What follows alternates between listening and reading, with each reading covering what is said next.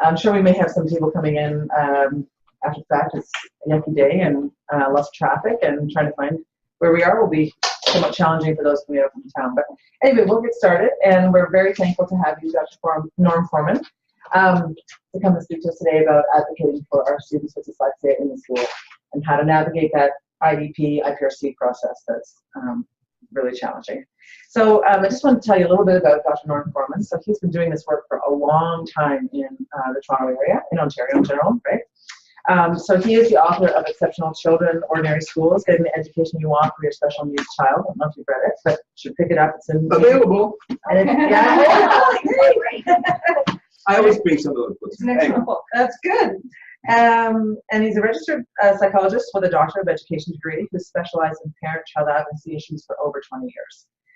Based on his book, Dr. Forman created Parent Advocacy Training Programs and runs Parent Advocacy in the school. So you can always look at this website, and if you're looking for, say, to bring it into your area, you can always contact him through his website.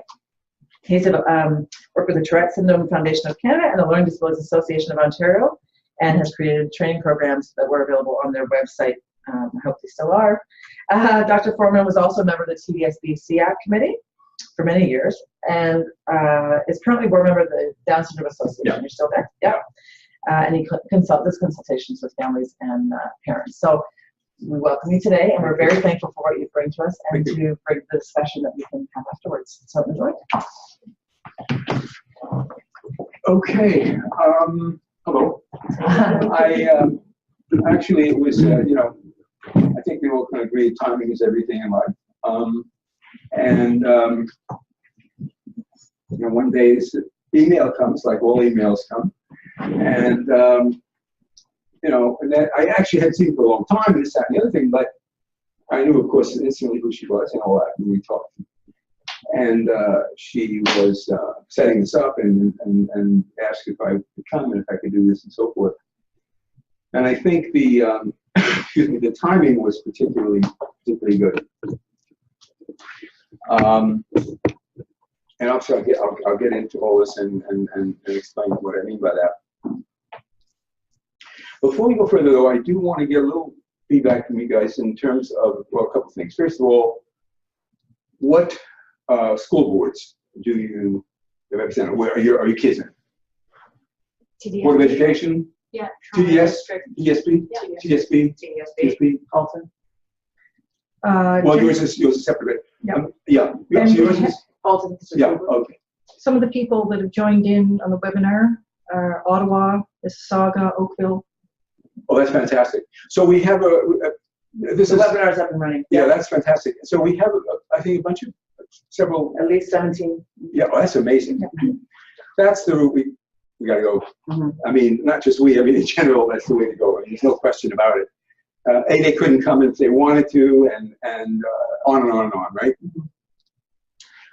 Okay, so you're TDSB people, right? Basically, home grounds. Okay. I was on SEAC for about 50 years, and felt like it. We're just starting? Okay. Okay. Yeah, there's coffee, there's cappuccino. What I was just asking the folks what boards you're in. TDSB. TDSB. Okay, so and it was quite an experience being on the SEAC group. SEAC? Yeah. What does it mean? Special The acronym. Advisory. What? Special Education Advisory. Committee. Did you know it too? No. Okay. And what do they do? And what are they supposed to do? What's their job? SEAC. Advise the board. To do? To advise around to advise around special education issues for the board leadership. That's my understanding. Right. They send the messages up the ladder and they stay at the top of the ladder. They are advisory. And I'm still taking my informal survey of parents when I meet them. SEAC, you know? What? What is that? I would say, I don't know, 90, 95, 98% of the parents I ask, nothing. So it's particularly interesting because SEAC is a legal body. That is to say, it was mandated by legislation. You got to have it. There's 72 boards across the province, and everyone must have a SEAC, for good, bad, or indifferent, but they're required to have it. And they could be a potential force for good to some extent. The committee, that committee is supposed to, or generally has representatives from all of the major special education groups. And so, especially in the bigger boards, if you have an issue at school, let's say your kid is autistic or whatever, LD or whatever, you can get in touch with the SEAC committee, find out who your representative or who the person is from your group, and you can get in touch with them, ask to meet with them, talk, whatever. And in varying degrees, they will do what they do. Some of them are like it's volunteer thing, right? Will stand back. Some of them will be more forward. Some of this, that. So it varies widely, but potentially it could be helpful in terms of getting information that you didn't have before, some backup. The other thing is that they meet, I think generally, we met once a month, and the meetings are public, and you should try it out, go there once just to sort of, or more, whatever, just see what they're talking about. They also publish what the topic is for a particular time, so you may find that that's something of particular interest to you. You may really want to go. So that's SEAC. My next question has to do with, okay, first of all, let's find out if everyone here, has everyone here had an IPRC where the kid has been identified? Yeah. You have, I'm sorry, okay, who hasn't? Yeah. You have What's it. an IPRC? I'm sorry? Define IEP and IPRC for people first, because some people haven't gone through that process yet. I take nothing for granted, Yeah. but I asked the question anyway to start off. But just for 1 second, so you have not had an IPRC. You haven't had, your child hasn't been formally identified. Yes, he has. He has. So you're the other one, only one who hasn't. Yeah. And Michelle. And Michelle. Wrigley's just been. She's just had her psychoeducational assessment done, so you're embarking on that. Yeah. Okay. Mine has an informal IEP just at the school that you have been identified. Okay. My next question is, what kinds of conflicts or issues or challenges or have you had around your dealings with your school in terms of your child and the programs and services that you would like him to have? Just in general, what kind of things have you had? Well, I could say, so mine has an exceptionality, but when I go back through the process, the problems were pushing to even get a psycho ed done, and they said, I noticed signs in grade 1. No, let's wait and see. We don't do that. We'll put them on a list in grade 3. So finally, because of other issues, the doctor recommended him to a facility where he got the psycho ed, and he was identified with a learning disability, among a few other things. And it's just knowledge of, I think, teachers and admin of what to look for, the timing too. Like, you can ask for these things and it can take a long time. I think unless a behavior is so extreme that it's causing issues for the staff, it will take a long time to be dealt with. When you say you can ask for these things, illustrate these things. IEPs, meetings to go around the IEPs. An administrator has to respond, I believe, within 30 days if you request an IPRC. I've had that not happen. So I've requested an IPRC in September and gotten it in June, May or June. Right.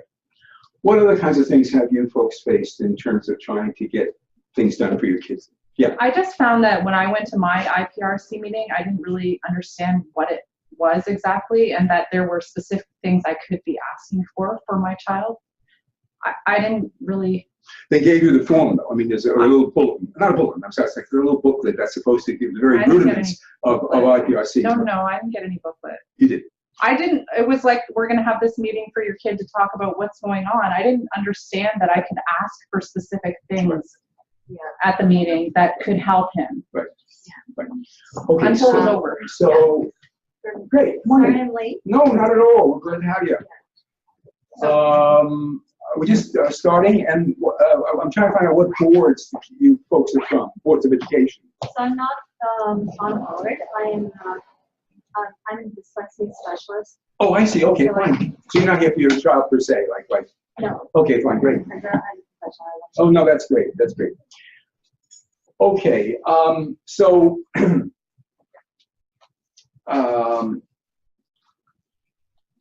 okay, so again, of course, in terms of what you were raising, IPRC, identification. That's the I. And the identification relates directly to the categories that were laid down 100 years ago by the board. And I say it that way. And if you think I'm sarcastic once in a while, you're right. Anyway, I say it that way because I've got a bunch of stuff here that I'll be giving out as we go along, okay? Because the boards don't give it out. This thing is incredibly heavy. Okay, here's a little document that came out in 2004. We probably can celebrate them. This is the existing guide for the Ministry of Education. That means the entire province. It came out in 2004. To my knowledge, nothing has been done since. I mean, now in this book, there's a lot of useful information if you follow it and you take it to heart. And the categories of what, according to the board, to the Ministry of Education, constitute an identifiable category. Okay, and I'm going to give you copies of this stuff. So you know, it's a rare thing. You probably become an antique soon, but you should hold on to it. Okay, so what do we have? The approved list of exceptionalities is as follows. Behavior, whatever they mean by that. Behavior is usually the dump thing, the dumpster, where if your kid acts up or acts out, he's behavior, right? Doesn't that follow?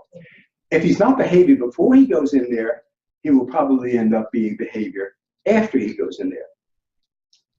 Okay, behavior, autism, deaf and hard of hearing, language impairment, speech impairment, learning disability, giftedness, mild intellectual disability, developmental disability, physical disability, blind and low vision, and multiple exceptionalities.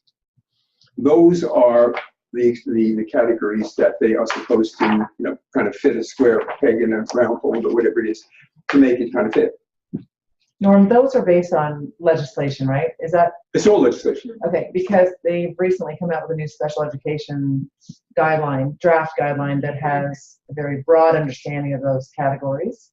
Well, learning disability anyway is very broad. Yeah, well, over time, there has been, by force of various agencies, so pressure applied and concerns expressed as a word, so they've loosened it up to some extent in terms of fitting them into it. But there is still problems galore. I mean,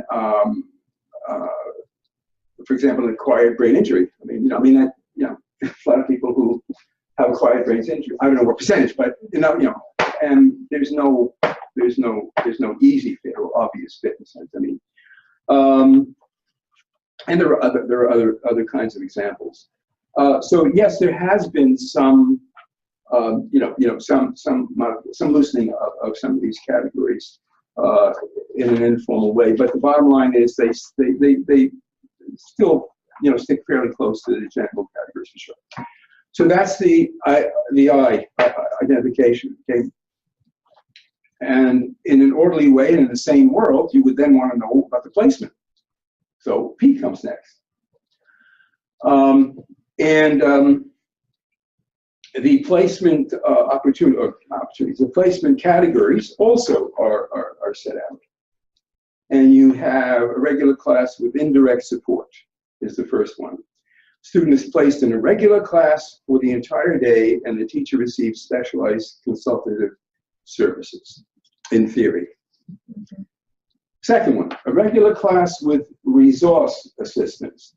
The student is placed in a regular class for most of all of the day and receives specialized instruction individually or in a small group within the regular classroom from a qualified special education teacher. That's quite a statement. Doesn't it? That's quite a statement. Two TDSB teachers here. So That's quite a statement. Okay. Okay, next. That's why it's important to be able to see this stuff. The next one is a regular class with withdrawal assistance. The student is placed in a regular class and receives instruction outside the classroom for less than 50% of the school day from a qualified special education teacher. So that would be like like currently where school boards have the Empower program. That would be the kind of pullout they would get. Is that right? that would be HSP, right? Or it could be a child goes for 40 minutes in a whole week with a group of 5 other kids to a room where somebody with spec ed qualification 1 does guided reading with them. Yeah. That's what Generally I think what it would more happen. typically looks like. Yeah. Well, but this is the way they write it. Yes, I'm not The next one is special education. I'm sorry, special education class with partial integration. And the student is placed by the IPRC in a special education class in which the student-teacher ratio conforms to Regulation 298, Section 31 for at least 50% of the school day, but is integrated with a regular class for at least 1 instructional period daily. And then the most sort of extreme in that sense is the special education class full-time. The student is placed by the IPRC in a special education class where the student-teacher ratio conforms to Regulation 298, Section 31 for the entire school day. Okay, so that is the formal story about the placement part. And the R is review, and you are permitted. It's built into the thing that you can visit it every 3 months, every 90 days. If you want to change or if you want to ask, or that's part of the deal. You can do that, and they have to go along with it. So that's the IPRC committee. So that's the deal, and it usually is made up of 3 people. There's the principal of school, whatever, and they meet. The meeting itself can be called in 2 ways. Officially, the parent can request it, and amazingly, this is one of the very, very few laws or rules or regulations that has the word must. Most of them say may do this, may do that, and may do this and may do that, and may often don't happen, but this must happen. So if the parent asks for it, you write it out, go to the principal and say, here, Mr. Principal, Miss Principal, and they must do it. And within 20 days, she'll get it back to you and give you an approximate idea of when that IPRC will be conducted. And in 30 days, following that, the IEP is supposed to follow, comes out of heaven. So that, in a very brief nutshell kind of thing, is sort of the way it operates. The IPRCs have been, in my view, directly and indirectly undermined by the personnel in the schools, and I think they would love nothing more dearly than to get rid of it yesterday. And we had a fun, well, I call it funny. Years back now, historical stuff, there was an assistant deputy minister of education. Now a very infamous person, who's still in jail, I think.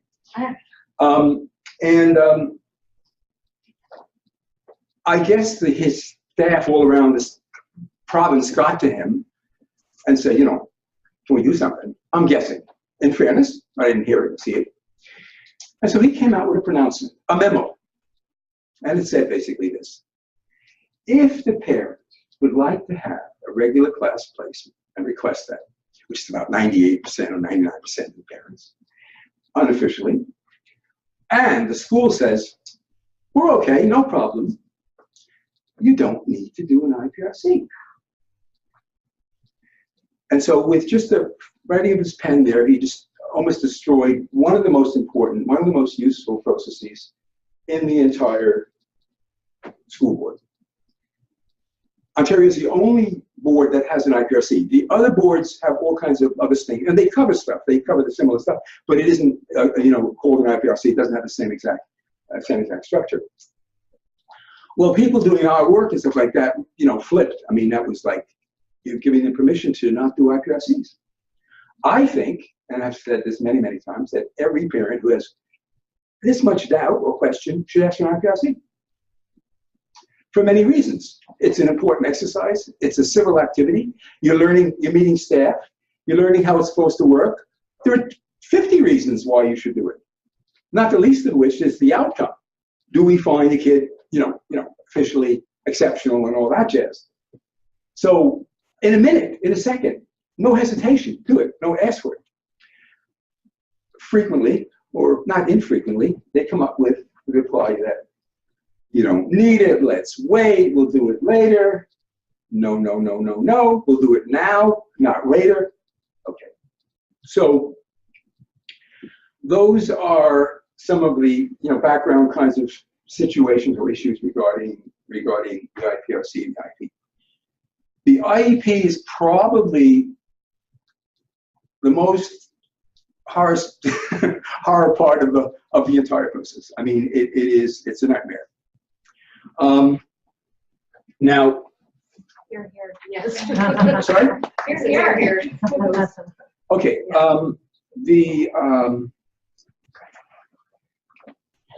I have enough of these, you guys again, but in the back of this one, the back of this guide, there is a section of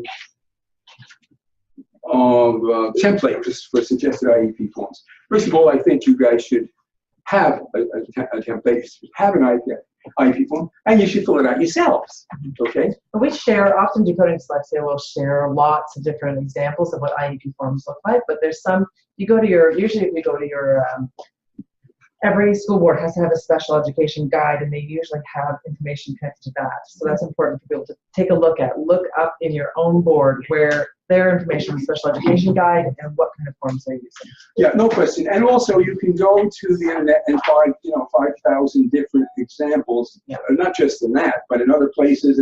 Lots of people are playing around with that. So, and that can be useful. Mm-hmm. And so, in this particular document here, and then afterwards, there's a section samples of completed IEP forms. So they do some sample stuff, and they give you some idea. It's gone through a lot of changes since that's 2004, but it still can be a useful exercise to look at. They may have new ones on the ministry website too, right? Do they have new ones there? New examples? They may. Yeah. They may. I haven't visited it for a while. And we can post links to that, so you can take a look later on. The TDSB just did a new draft for 2017 of their special education guidelines that have gone what you're talking about, what meets criteria for this exceptionality, the process, samples. Okay, so we can post links on well, yeah, okay, so, so anyway, I would say probably unofficially, again, I didn't do a statistical study, but certainly one of the most, if not the most, reported issue of problems in IEP, on and on, different variations of the problem regarding IEP. First of all, we know they download this stuff. Sometimes they download it so fast. Some parents have gotten the same copies from two different kids. And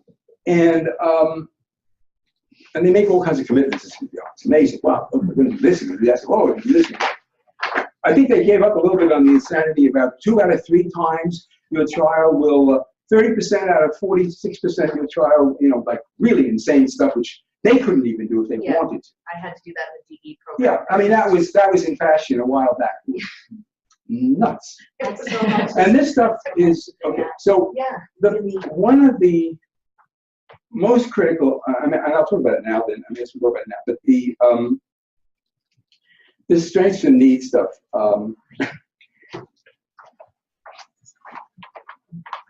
If you look at any of these samples of the needs, areas of needs, just as examples, you're likely to find some repetition in some of the more areas that are more common that you're likely to find in the areas of needs. One of them, I'll mention two. I mean, one could be some form of memory skills issues, and the other one, organizational skills that the kid has needs in those areas. And obviously there are a lot of others, but those are two examples. And so one day a parent, I guess the kid was 17 at that time, she was having all kinds of problems. She said, what's going on with this IEP stuff? It's not working, I can't get it. So I took the thing and I really started to do it with a fine tooth comb and go through all of them. And what I discovered was, in the example I'm giving you, the kinds of things that you're likely to see on the needs category. Something sort of hit me on the head, and I said, okay, great. So this kid has, and it may not even be accurate, but we'll grant that maybe it is, that they have memory issues and short-term or long-term or whatever it is, and organizational problems, needs. Okay, so the language, quasi-legal language that's used within the field is that the kid has to be able to access the curriculum. That's the job. The kid has to be able to access the curriculum. So that means that whatever the school is doing, teacher's doing, or classroom is doing, should be dedicated and directed to helping the child access the curriculum. Okay. Okay. So if it's math skills, arithmetic, you say, you give him a quiz, and if he doesn't get enough, you see what's wrong, and then you give him another one or a variation, and then you teach him the areas that he's not working in, and so forth. And then lo and behold, hopefully 3 months later or whatever, you see, he got 2 out of 10, now he's getting 7 out of 10 out of 10. So it seems like something's happening. That's great. And there's some objectivity to it. You can point to it. And by the way, that's one of the major downfalls of this stuff. You always want objective data that illustrates that your kid's moving along in a way that he's moving along. That's very objective data. Not anecdotal, I saw him in the hallway and he had a smile on his face, but objective data. Okay? Invariably, they fall down on that. Invariably.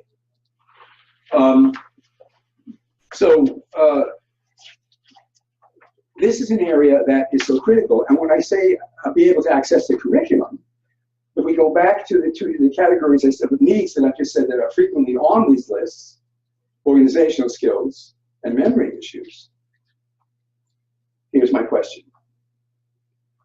What is the school doing in an organized and programmatic way to teach the skills that the child is lacking in organizational skills and memory? Am I missing something here? Did I get something wrong here? Okay. The answer is 0. 0. They are doing 0 in regard to that.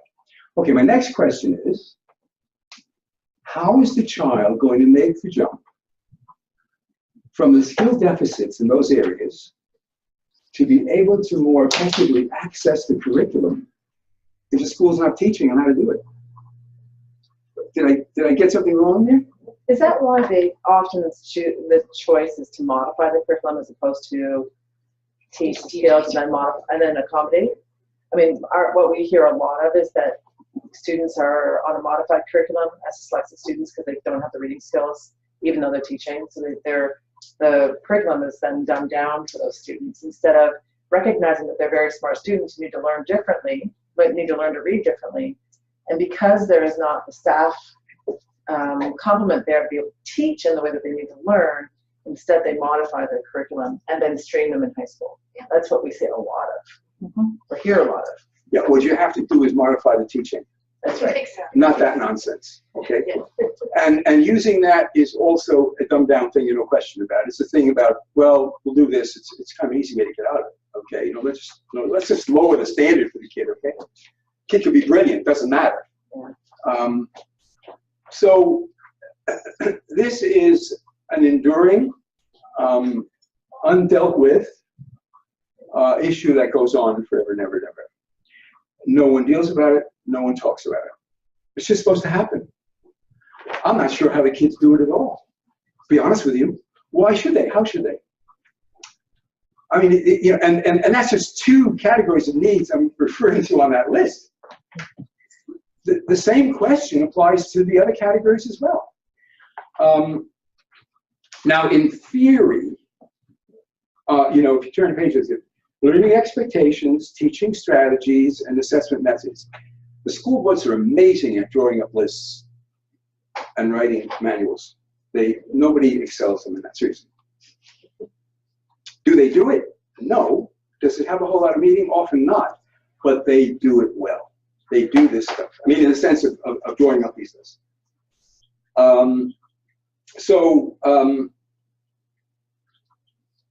That leads to the downfall of so many of these exercises. Okay. So as a parent who is faced with the process of putting this together alongside the teacher and the administrator and the special education teacher or whatever other specialists you're working with, how then do you? Well, one of the things I wonder is how do you address that? What are the do's and don'ts in going to ask for an effective IEP to be put into place? Okay. Actually, that's valid question. But I mean, I didn't tell you people to be. Sorry. Okay. No. It's okay. It's okay. I'm trying to get you. This is. Okay, I've been doing this for well over 20 years, and this meeting today is historic because it's a major shift in my work and what we're going to be doing. Okay. Major. We're not going to be doing this in the same way. Okay? Because if we do things the same way, I'll be back in a few weeks talking to you again. I mean, I don't mind back. I'd like to be back, but for different reasons. Okay? So, but we'll get there. I just want to take this, you know, step by step here. And that was the key reason why I was so excited that the timing, when I referred to the timing of you getting in touch with me, that I had reached a point in my own development, in my own work and so forth. And it's really, really fascinating because from my point of view, I mean, I'm a psychologist too, and I did, you know, therapy and counseling for many, many years and so forth. And so it's really fascinating. And people in different professions observe their own progress or their own insights as they go along, that they're able to access something if they're doing 5, 10 years, whatever it is, that they somehow just didn't access, you know, 5 years earlier. And so what I'll be talking about in a little while is the same kind of thing. But I just want to give you the general lay of the land in terms of what we're talking about, okay? Were I to give this as my traditional, or you know, some of the presentation workshops that I've done in the past, I would send you folks home with this kind of stuff, suggestions about IEPs and IPRCs and so forth and so on. Waste of time. Waste of time. We are not going to do things the way we have always done before. I certainly am not. And all the people I work with, I'm going to, you know, push them to understand that we cannot do that. There has to be a major shift. And I'll be talking about that today. You still have to know how it works and how they do stuff and so forth. That's true. They will continue to do it this way, but you won't. And that will make a major difference because they won't be able to do, it will not be business as usual. If it's business as usual, you'll be continuing the same old trends and nothing will change. So, I mean, my God, in the number of years I've been doing this, parents have come with almost every possible, you think you've seen it all kind of thing, and then you find, oh my God, there's another situation. Years and years ago, I had a parent who come in, the kid was, I guess, in 6th grade, having problems in 2nd grade. And I said, did you have an IPRC? She said, what's that? So we went through all that stuff like that. And they said, go to your principal, tell your principal you want an IPRC. She went to the principal and she did all the right things and all the stuff like that. And the principal's response to her when she asked for that was, who told you about this?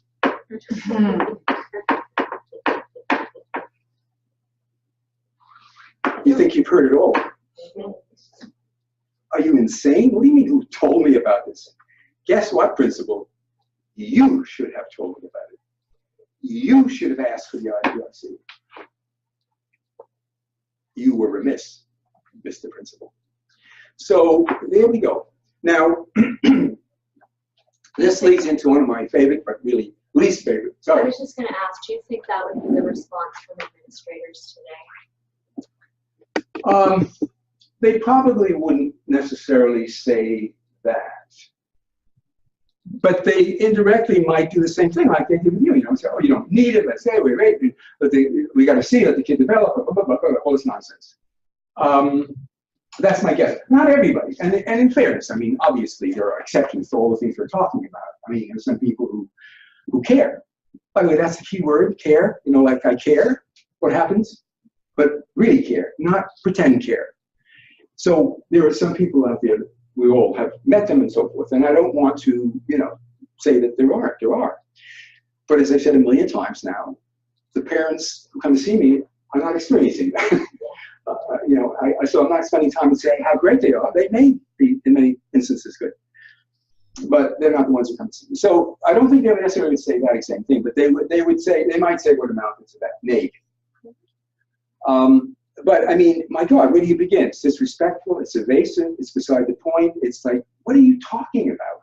Well, it's not in the interest of the child getting the support they need so they can be successful in the classroom. Right? That's the whole point of education, is to help this child learn. Right? So, I think it's coming top down. Like, what is it that why would a principal say that? I do think most of them do genuinely care, but what is the information they have that they're going with?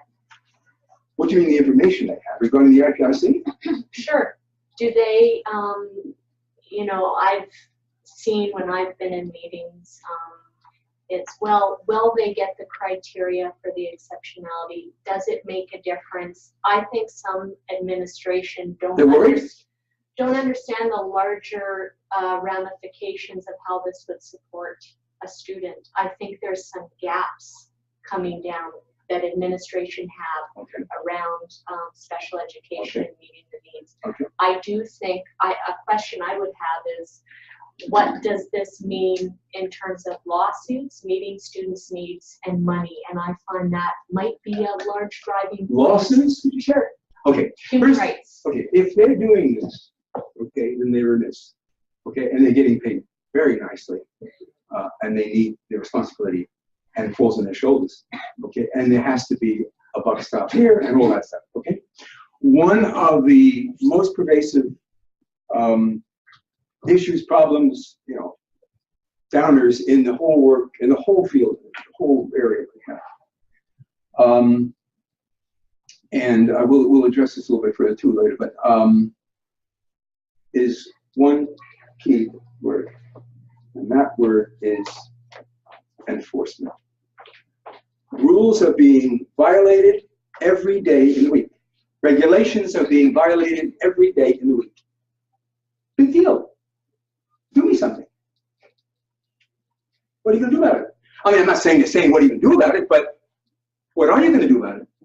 and quite honestly, in this community of parents are so exhausted from trying to teach their children to read at home or trying to get some kind of support for their child outside of school, whether it's for emotional issues related to their reading or reading itself, that to fight against. I fully understand that. Right? Yeah. They know that too. Yeah. They know that too. Okay. Not to mention where I've had parents who've had not just one autistic child, but 2 autistic children, okay? Or 3 dyslexic children. Well, no, I'm not, no, I'm not matching you. I'm just saying, 24/7. Yeah. 24/7, okay? Okay, so yeah. So these are some of the things that we face in that crazy world. It's a bureaucracy par excellence. It's a closed world. It's a closed system. I refer to it as paramilitary. Like it's the general, sergeant, it's very definitely paramilitary. Top down, and you do what you're told to do. The various or else's, okay? So, that word enforcement is like borrowed in my head because I know that they're violating these. Okay? So let me see. If a person outside crosses the street against a red light and there's a policeman there, he or she may decide to give them a fine or something. I mean, that's just one little example, obviously. There are millions, right? In other words, you took a chance, you violated, the enforcement happened to be there, bingo. So, not so with the schools. Not so with the schools. But their roles and responsibilities are well laid out. If you look at special education guidelines, they're well laid out. How do we get to that? There are more guides than leaves on the trees. I mean, there's no shortage of guides of what you're supposed to do and not do. That's not a problem. They'll create another one tomorrow if you want it. That's not a problem. But how do you, as a parent, how do you get them to that enforcement piece? Sorry, Sorry. glad you asked that question. I mean, that's where I'm coming from. Okay. So the essence of what we're talking about here is, in terms of what I said to you before about meetings and about this, that, and the other thing, about, the vast majority of them are a waste of time. Meetings, I discourage meetings. This big time, discourage meetings. Another meeting and another meeting. Then we're going to have a reflection on the meeting that we had last time, and we'll be meeting out. Okay. So that is not the route to go. More meetings. It just isn't. Okay. So we have a bureaucracy. We have a paramilitary situation. We have a top-down situation. We have a situation where regulations and rules and so forth are being violated, and enforcement is nowhere to be seen. So that's a pretty stark situation, and I think if I'm missing something here, or if you don't agree, I'd be happy to hear from you. That's certainly been my experience. And actually, even if so we have a member of our group that, even when she outwardly told her principal that there were problems going on, they have an absolute diagnosis of dyslexia, and the principal was well aware of what her concerns with. She still was faced with, well, we don't have enough demand in our school for what your child needs. The principal said that, so you're not getting anything anyway. Right. So that's a clear example. So even if you do say this is the responsibility of the school to provide it, the final word stands with the principal, and the principal doesn't agree with you, then you have no choice. And so your child who has a right to education doesn't get the education they're guaranteed under the Human Rights Code, under international obligations, UN obligations. Right. So where do you go next? Right. I mean, we all can't hire an advocate. Yeah, but we have to change the system. The advocate's fine, but we have to change the system. What you just described again is part of the paramilitary thing. I'm general, and this is the way it's going to be. The other thing I would say is, I mean, do you agree that anytime you go into a meeting like that, you should take someone with you? Oh yeah, no, I mean, I would reinforce that. Yeah, okay. If you want to talk about things written in stone, you never go to a meeting of any kind without somebody accompanying you. What happens if they tell you you can't bring someone in because They they're can't like- tell you that. Well, they do. Cannot tell you that. I would ask them where they're getting that information and to show me the citation that says I'm not allowed. Oh, you're getting into one of my favorite topics. In over 20 years, well over 20 years of doing this, they occasionally have the nerve to make reference to a policy. Great. I want a copy of the policy. I want to read it. I want to see if there's anything that I didn't know, or if I missed something, or if it applies to me. I have never, one time, never once, gotten a copy of any policy that was allegedly a policy. Never. So I think that. So ask for it. If they refer to something, make sure you ask for it. Without question. Can I ask you a question? Because the school boards are publicly funded, all of their policies should be accessible, correct? Like they're not secret policies, right? So if a parent asks. Oh, no, it was absolutely, that's out of the question. Because it's public funding, correct? Oh, no question, no Sure. question. Yeah, it should be transparent. No question. And of course, the part of the problem, I mean, I don't know how many of you have ever visited the Ministry of Education website, but there are 50,000 documents, like it's overwhelming. Yeah. But at least they are there, including all the stuff you could download and you could read and so forth. So you can't say it's not available. Except that in our community, this is a hereditary issue, and so that many parents are the hereditary link for dyslexic students. And so if their literacy level is not at the point where they can read the documents from the ministry, it's not accessible. Those documents need to have The audio. No question. and many times they don't. No question. So there is a secondary That's a whole issue. special issue with you people. Well, it is a massive issue for our community because it means that our parents are kept in the dark unless a teacher can advocate essentially on behalf of the parent and the family. Even if the parent's fully functioning. So can you imagine listening to that on audio? Right. Like, oh my God. Or it's trying bad to enough read it. try to read it. Or Like, trying to read yeah, it. even just without legal, like, you gotta be conditioned for Because that. the language is not I imagine plain that- language. The That you have a accessibility legal- laws though will dictate, But that's it's coming, it's just starting. 20 So I know years. the banks, well, Oh, like yes. plain language. Well, no, but I mean the accessibility through audio. Yes. That law, the government was doing the panels last year, so Yes. I know they are starting. I noticed the banks have all started and. Yes. Yeah, well, I'm sure they have to. I'm sure that legally that's a very, very sensitive, touchy issue. Yes. I mean, it's like you speak some language, you come here and they don't have anybody to translate for you in school. right. What do you mean? I don't know what the heck you're talking about. Yeah.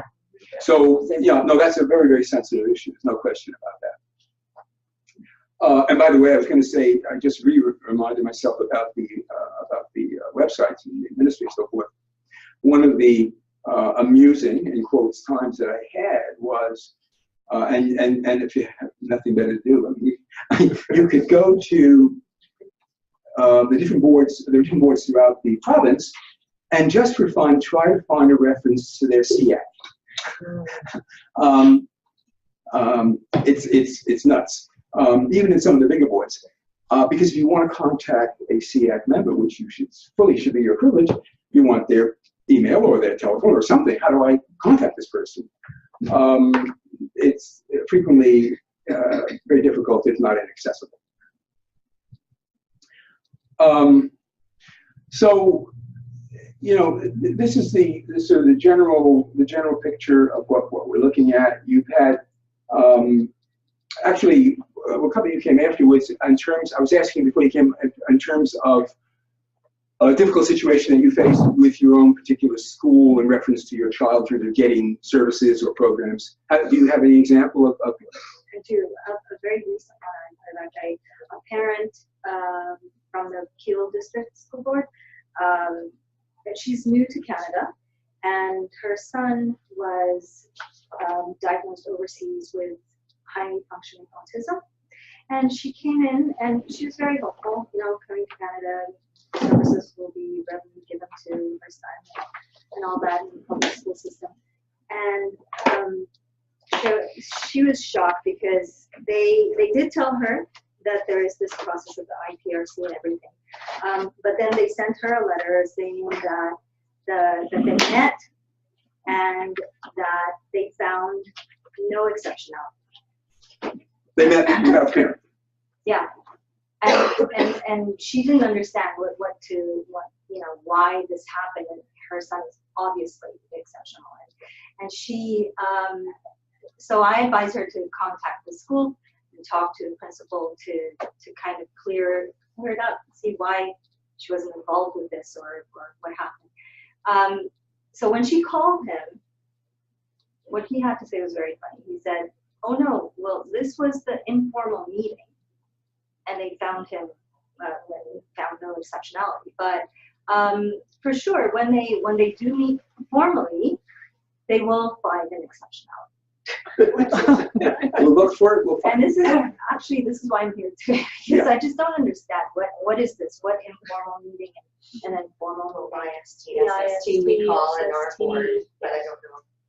So there is In school support this is the process. team and then school support team, and then They'll be taken to IPR. see if they have if they get a psychoeducational assessment done. So you can have a That's our diagnosis, or I've been told, like I could ask this question, you could have a diagnosis of something but not be given an exceptionality. Just because you have a diagnosis The from term- the school yeah. board the school might not term. mean you meet Their their criteria So this is for what I exception. The school term knows That's identification. fine. Yes. Identification. Yeah. Diagnosis Oh, yeah. is a different. But Yes, entity. yes, Yeah. medical. Medical is clarifies it, yeah. they don't want to be held, Yeah, liable so- to providing the services. They may not, they don't sometimes take outside psychoeducational assessments, so especially being overseas. We've had private ones done. The school board won't do it, but then you wait 4 years with the school board and you don't, so it's, That's a good question. why they don't take Why would out, you say yeah. that hasn't been my experience, but I've been in a very secular field. But I moved schools and I did hear reference to that the psychoed was done privately, so it might not be I have Might not be that. now used as part of an might not accept it. IPRC. Yeah, they just Yeah, don't they, have the it. school, that the, normal? the schools do not tell you, but they do not have to use it. It's an outside. Oh, okay. So people spend thousands of dollars and they may not use it. I have that exact thing. My Yeah. son is dyslexic Yeah. and gifted, and they would not recognize the giftedness on his IEP. Right. They recognize Okay. the learning disability. So, Our son, we were told that my son's literacy, without even looking at his assessment, that my son's literacy level would not be high enough for him to be admitted to be a gifted program, and when there's a ton in our board. So because he's dyslexic, he would not have the literacy level to enter that gifted program, despite the fact that he can read at a fairly high level now after remediation. So they didn't even look at the assessment and have that commentary. So I also have another question, because if they say we don't find him exceptional, but don't worry, we will make an IEP. Why don't they want to acknowledge the exceptionality and just informally give this IEP? Is first of all, it less binding this way? No, it's not binding. No IPRC, no bind. The IPRC is a legal contract between the school and the family. And that's why it's so essential to have it. So what about the IEP that's written before the IPRC? It's nothing. Non-binding. I don't speak French, but it's noblesse oblige. They can do it if they want to, or not do it if they don't want to, and if they're happy, whatever. Yeah. Okay, so it has. In fact, I ran into two parents back to back, where they told me, okay, my kid's going in. They're giving the child an IEP. I said, wait a minute, you didn't have an IPRC? No, we're giving an IEP first. So I checked to see if they made some changes in the rules and regulations and so forth. They hadn't.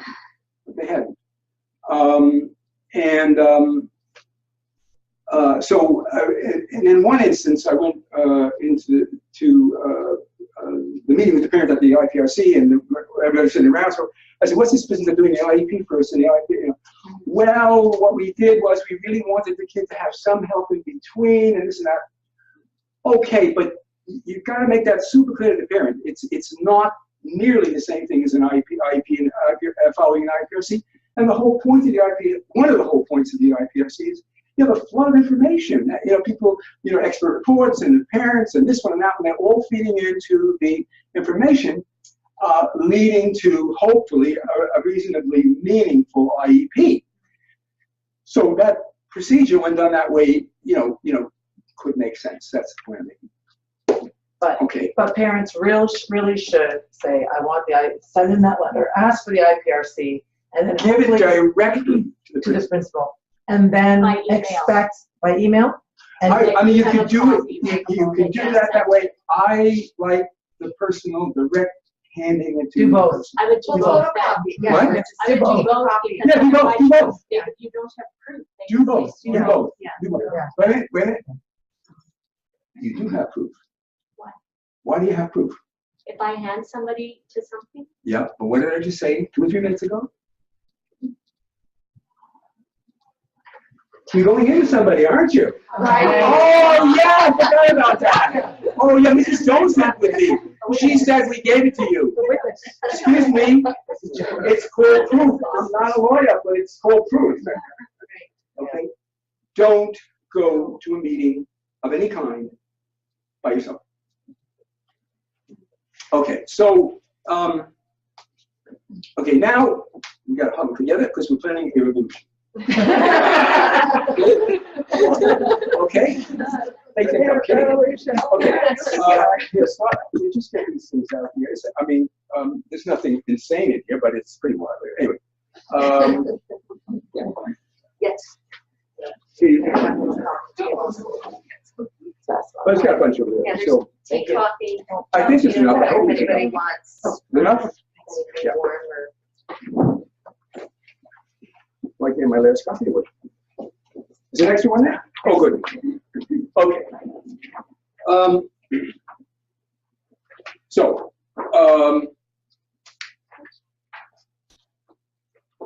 I mean that quite literally, by the way, ladies and gentlemen. Let me ask you a question before you go on reading the stuff. In general, in our society, whatever your backgrounds may be or whatever, how do we get things done? How do changes take place, or how do we move things, or what? Tell me about that. What's your own experience or your own knowledge about how to bring that about? Anything. I don't care where you're coming When from. more than one person comes, when we get a group of people like this together who have a shared experience and a drive to do something different. You're talking numbers. Yeah, yeah. One of my favorite words. What else? What else? How do you get things moving, change? You have to understand who the change or who the decision makers are. Yeah. So you're acting on them to a certain extent. Yeah. And So you sometimes have- that's not clear. Well, okay. But I mean, you're suggesting it as one of the things that would be helpful. Okay. So you have that, and then you have numbers, and what else? What else? You have to know where your leverage is. Yeah. But you can also look at some groups all around us. Okay. They're right in our faces. Okay. One of those groups are teachers. What do teachers do when they want changes in the system? They want more money, they want less work. What do they do? Well, we have our. What do they do? Strikes. Big time, what do they do? Big time, what do they do? Or quit. No. They strike. They say, we're not going to teach. Yes. We're not going to go in your classrooms. Yeah. How do you like that? And then, what happens over time? The system freaks out. The ministers go berserko. People are sending in 10,000 messages, my kid's got to go to school. The pot boils more and more and more. And, again, I didn't research it officially, but unofficially, I think they get most of what they asked for. Am I probably right? Sometimes. Well, certainly get their attention. I'll tell you I the last mean, strike that in happened. general, sorry. The last strike that happened maybe 5 years ago, TDSB elementary teachers were forced out. We didn't want to strike. The ministry refused to come to the board to negotiate. We had to take certain days off. They negotiated with the Catholic board. It was about money because by locking teachers out, they save so much money. They do it for a week or Understood. two, and then they say, okay. We know they're slimy Yes. ways. The point is, in general, Right. I'm making a point in general in our society, okay?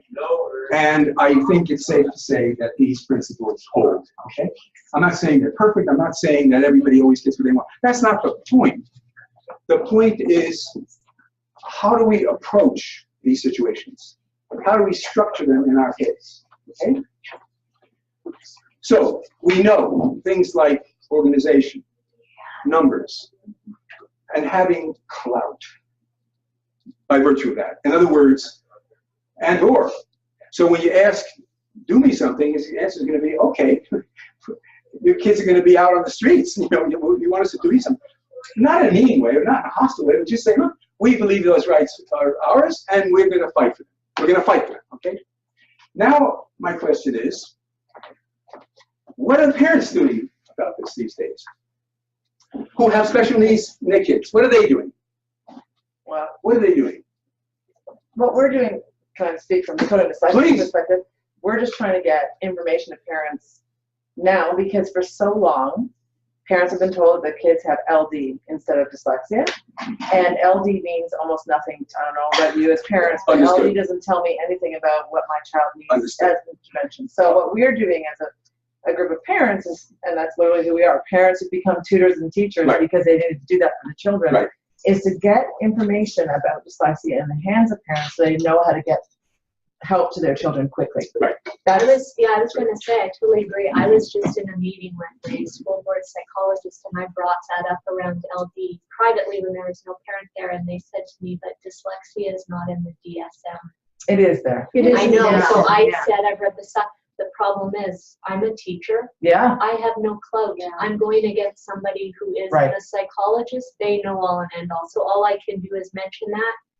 And Yes. they basically shot me down. So I just tried to get it out there so Right. that maybe someone else in the meeting Okay. will Let me, I'm sorry, I didn't mean to cut you off. No, I'm done. Okay, let me intervene. There's no question about what you're doing is useful, because We have to. proper information within groups and so forth, where they're trying to get something done, is vitally important. And you need that. And so what you're doing is, there's no And question parents about it. can't join a movement if they don't know what they're talking No, about. there's no question about it.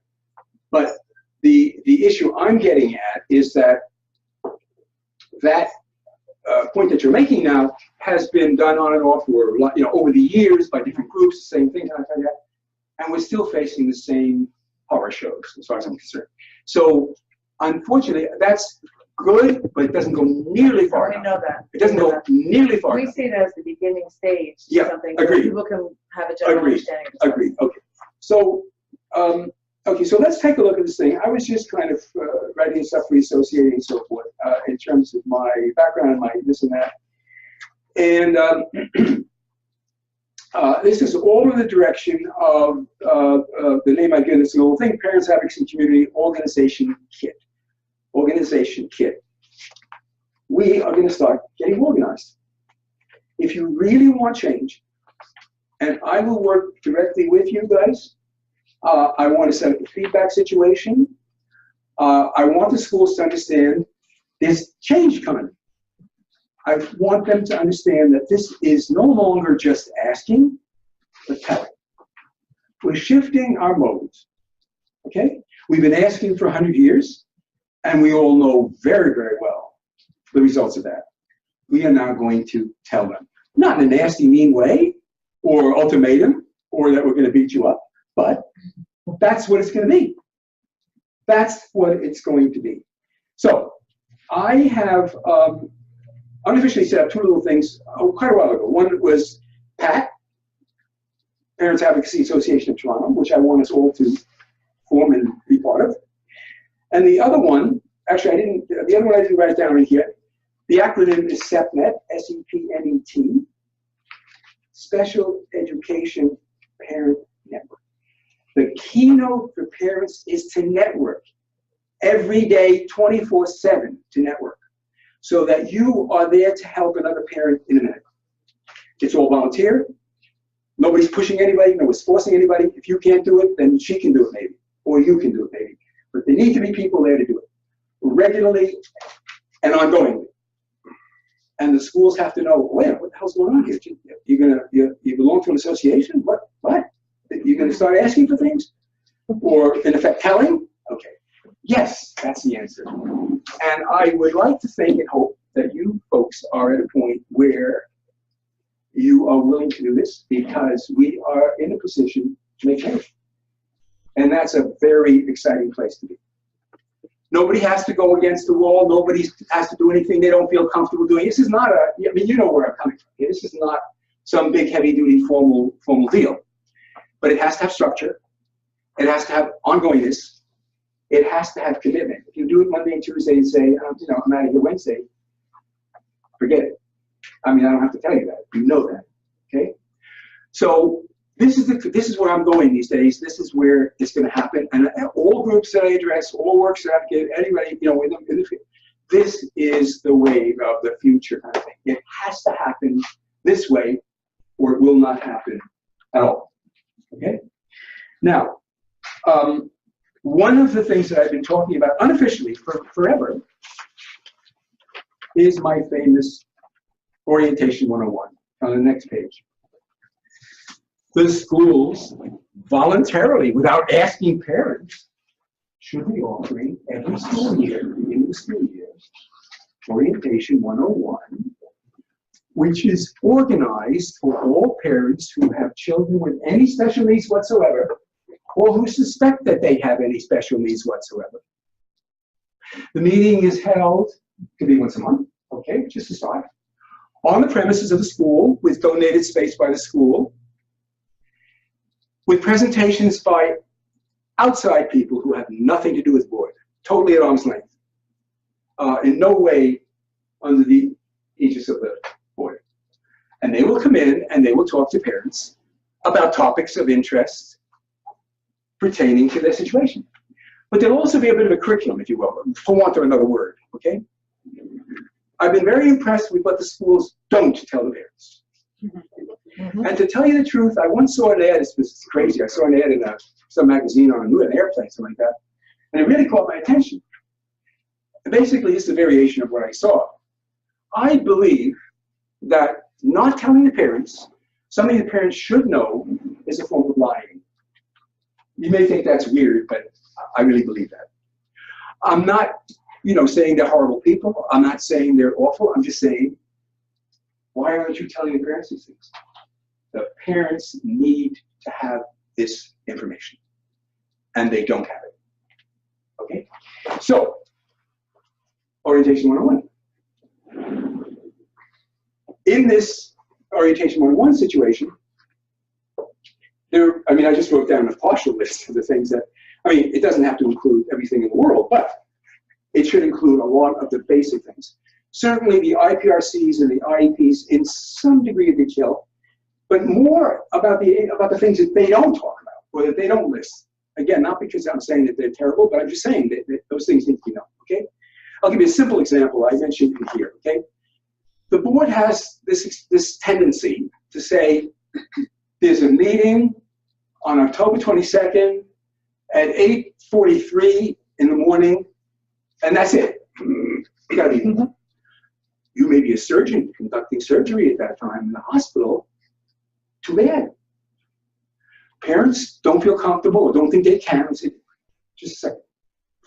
There's no way, Jose, that I can be there at that meeting. I need at least 2 alternative choices. My time is just as important as your time. Please give me that courtesy. I haven't seen that yet. Maybe you guys have. I haven't. It sounds like a very simple thing, but it denotes a certain attitude of mind.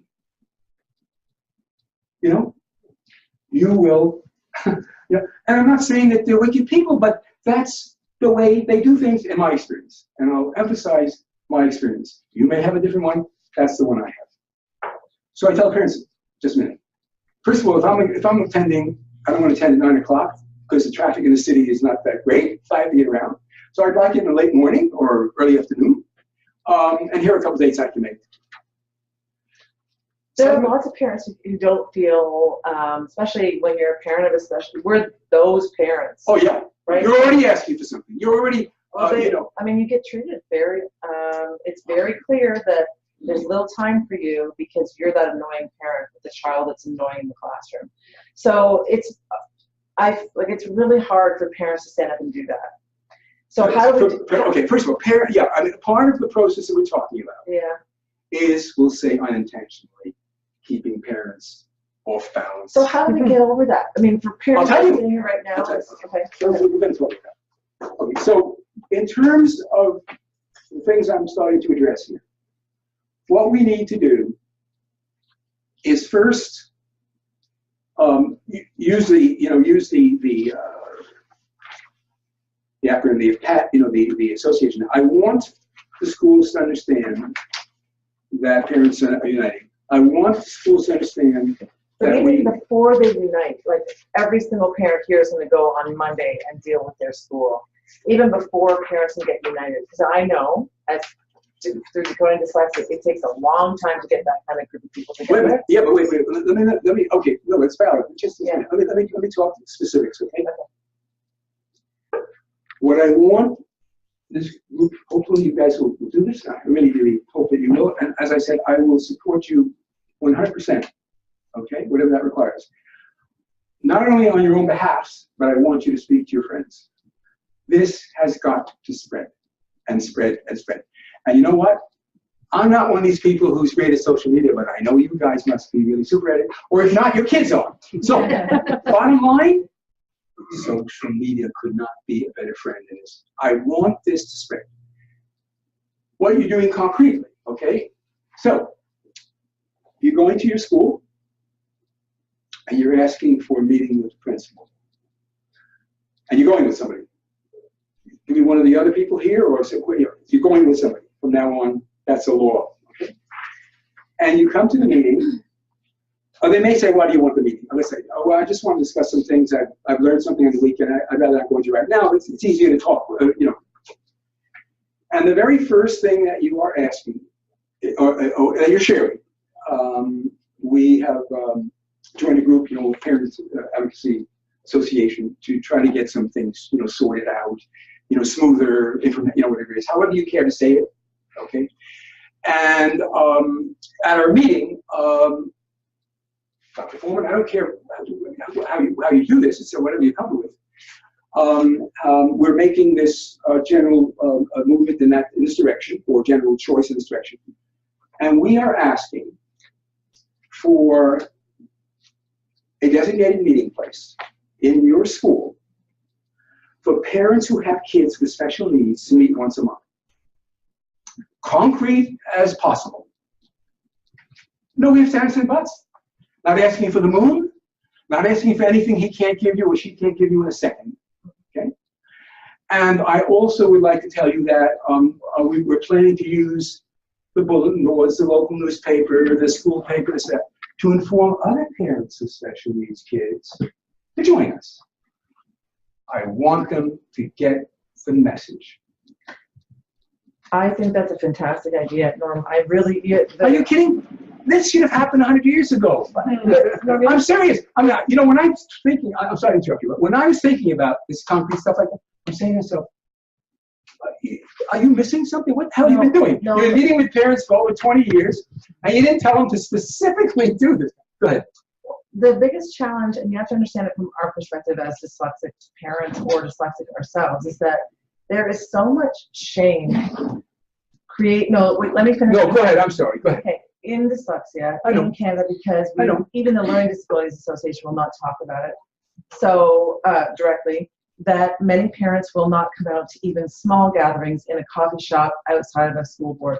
In a school, for a parent of a child with dyslexia, or who may be dyslexic themselves, or who it may not be, to walk into a school like that is very difficult. So I see this as a very important step, but it's along the way for our group because we are so pushed down and they're not even talking about it. Okay. So that's the one thing. But what we need from you today is, what can every parent do for their child tomorrow, or not tomorrow because it's Sunday, but Monday, to advocate for themselves and for their child, but also what then that will lead into what you're talking about, a larger group. And it's a very important notion to build that community, but really honestly, it has taken about 4 years for Decoding Dyslexia to get people to start talking and thinking about it because of the shame that is placed on these people.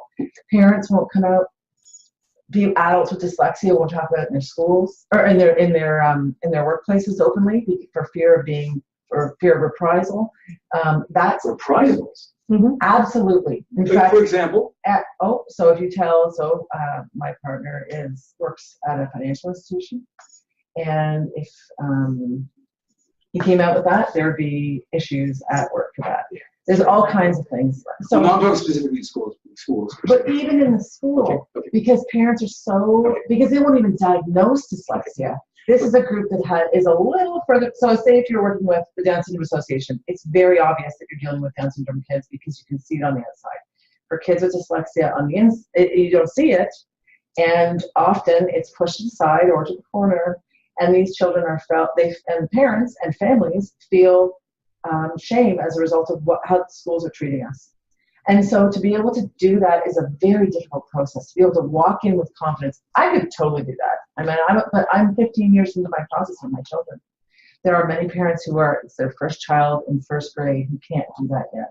So we need concrete examples of what we can do as individuals who might be involved in either Decoding Dyslexia or a group like that to advocate now so that their child can get the help they need immediately. That is a long-term solution. I totally get that, and I think that's really important. Okay, let me respond to what you're saying. Yeah. First of all, I would propose that you guys have to learn to hold your head high, and that you actually should have sessions, which I would be willing to conduct with the parents who are ashamed and feeling that way. Okay, because that has to be dealt with directly.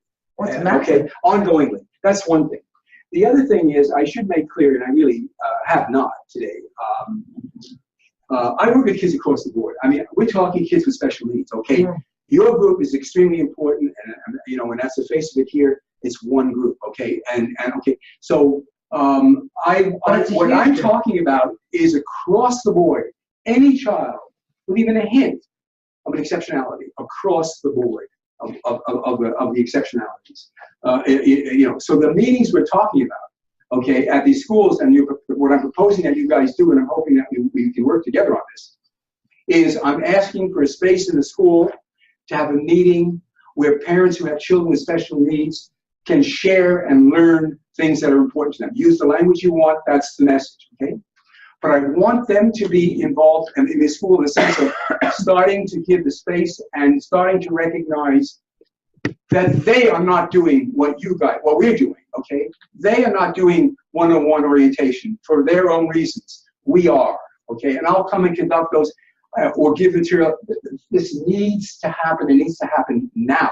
Regarding your question about people being emboldened or brave enough that they're ashamed to it, they really have to be helped directly and with a super support thing.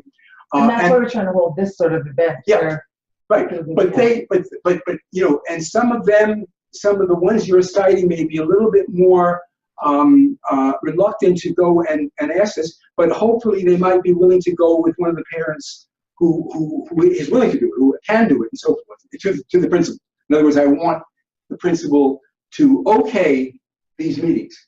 This is our foot in the door. This is the beginning. This is barely just at the beginning of where we need to go with this, okay? And what I spoke to you about before, about enforcement and so forth, and sort of like, if I don't do this, so what, or else, they have to learn that we're talking numbers here. And we're talking more numbers and more numbers. And we're talking about this happening at the school up the street also. And that this is a part of what parents are starting to do because they need to have the changes that are urgently needed. They need to feel a sense that something is happening and that they're not in this revolving door, okay, which goes on and on and on and on. So there has to be a change in what takes place, and the school has to begin to recognize this in order for movement. And this is all going, or rather ongoing. This is not, obviously it's not a thing that happens tomorrow, but it has to be built. It has to be built now if we're going to get any benefits from it. And I think before that happens, our parents need to know what are the next steps for them every day and how they can work with schools to advocate for the children. So, and before they can go and help, we had a conference, Understanding Dyslexia, earlier this year, last year, and parents start with what they can do with their child right away. How do I go into the school and who do I talk to? Who's the first person I should have contact with to help me get the services my child needs tomorrow? And then once they are able to do that for their own child, then they're able to go out and do that, connect with others. But really, quite honestly, because our parents have been so put in the corner and not talked about. Many of our parents don't. I don't know. Am I the only one? Is Okay. that reflective of your experience? Sorry. You need to look after your own child's needs first Yeah. before you can spread that out, because you're basically in a panic about your own kid. Okay, And sorry, I'm sorry, please, go ahead. so you're in a panic about your own child, and you just can't see the bigger picture because you're worried about your own child. When the help starts for them, then you can use that experience and spread it out. So we've got tons of parents that are just in that panic mode Yes. every day. We hear that all the time. Okay, but the tricky part of this is that what you're talking about is in reverse.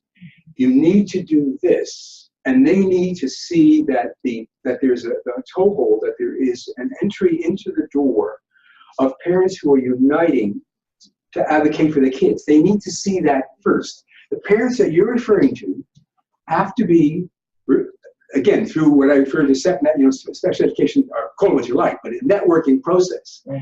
To a parent who is not facing that particular situation, that intensity, and is invited to the meeting, not only to learn about this stuff, but to talk about what he or she does not know, and to seek the support that they'll begin to get from the organization itself. It has to happen, ironically, just the other way around. They can't, I mean, I can speak about advocacy until we're all blue in the face.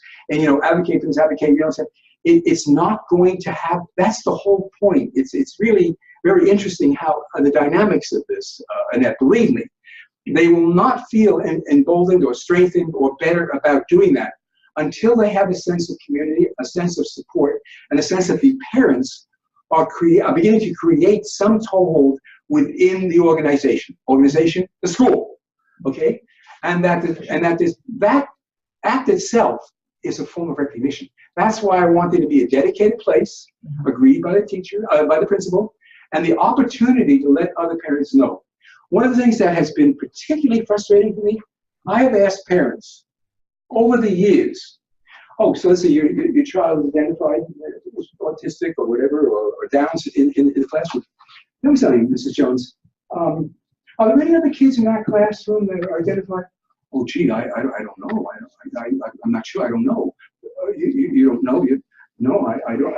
Have you spoken to any of the parents that have kids with these? Well, gee, not really. Terrific. Keep them separated.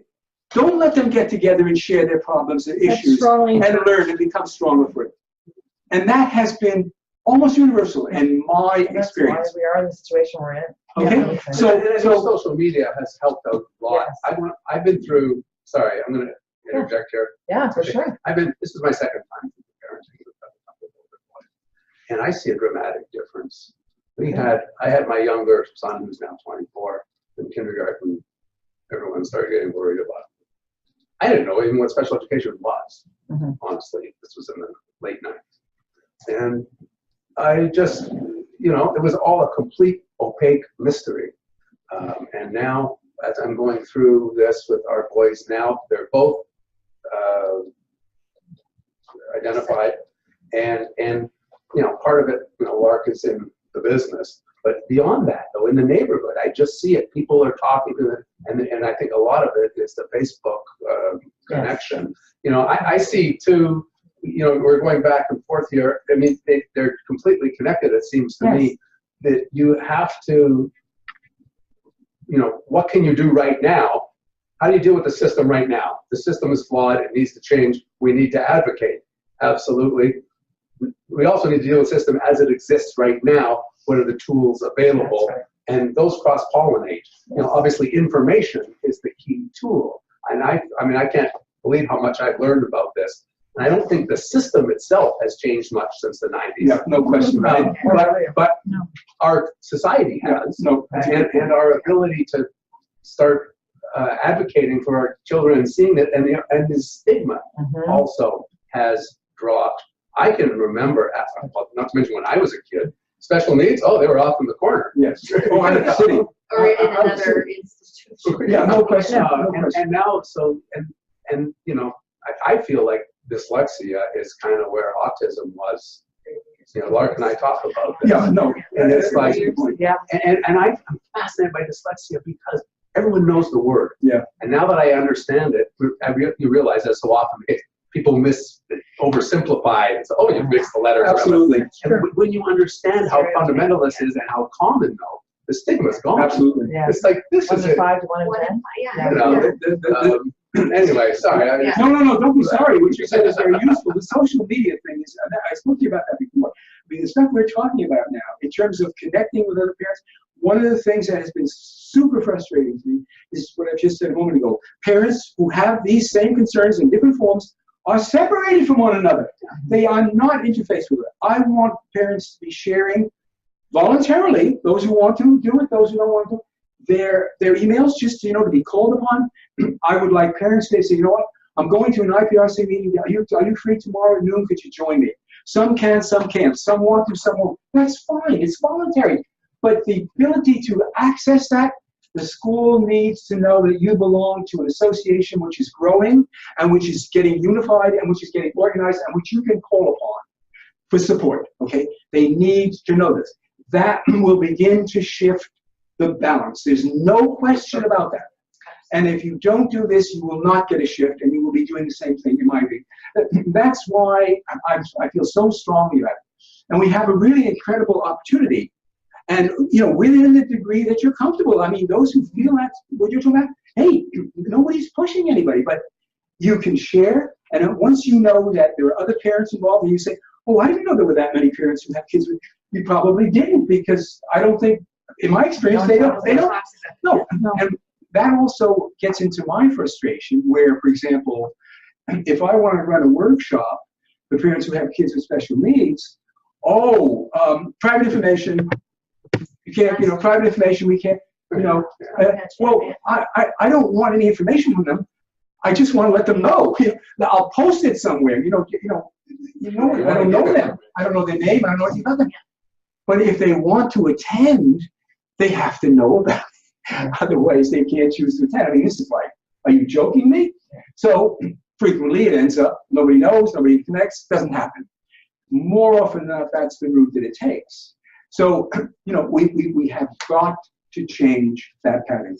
Okay, and one of the things that I would like parents to know when they come to these meetings is that you know, they're not just going to get information, they can also say, gee, you know what, I've been having this and this issue with this school and it's driving me nuts. What about you guys? Did you go through that? Or oh yeah, I went through that. I could tell you a few things. Wow. I mean, it's not magic and it's not, but it helps a lot. You feel better just, emotionally to have a buddy. Call it what you like. I mean, this is all human stuff, but it's not accessible now. Actually, what we're doing after this webinar, we actually have a coffee chat happening for that exact reason. The whole point of it is to bring parents together so that we can give out information that helps them and share strategies. That's great. At the beginning of it. That's now, great. My question for you is, what other organizations are getting involved with what you're suggesting in terms of, is it Down Syndrome Association doing that kind of work? Well, I mean, this is the first. I mean, this has been evolving in my mind over recent times, and so that's why I was so forward to us doing this, because it was the first opportunity to actually share some of these thoughts and so forth.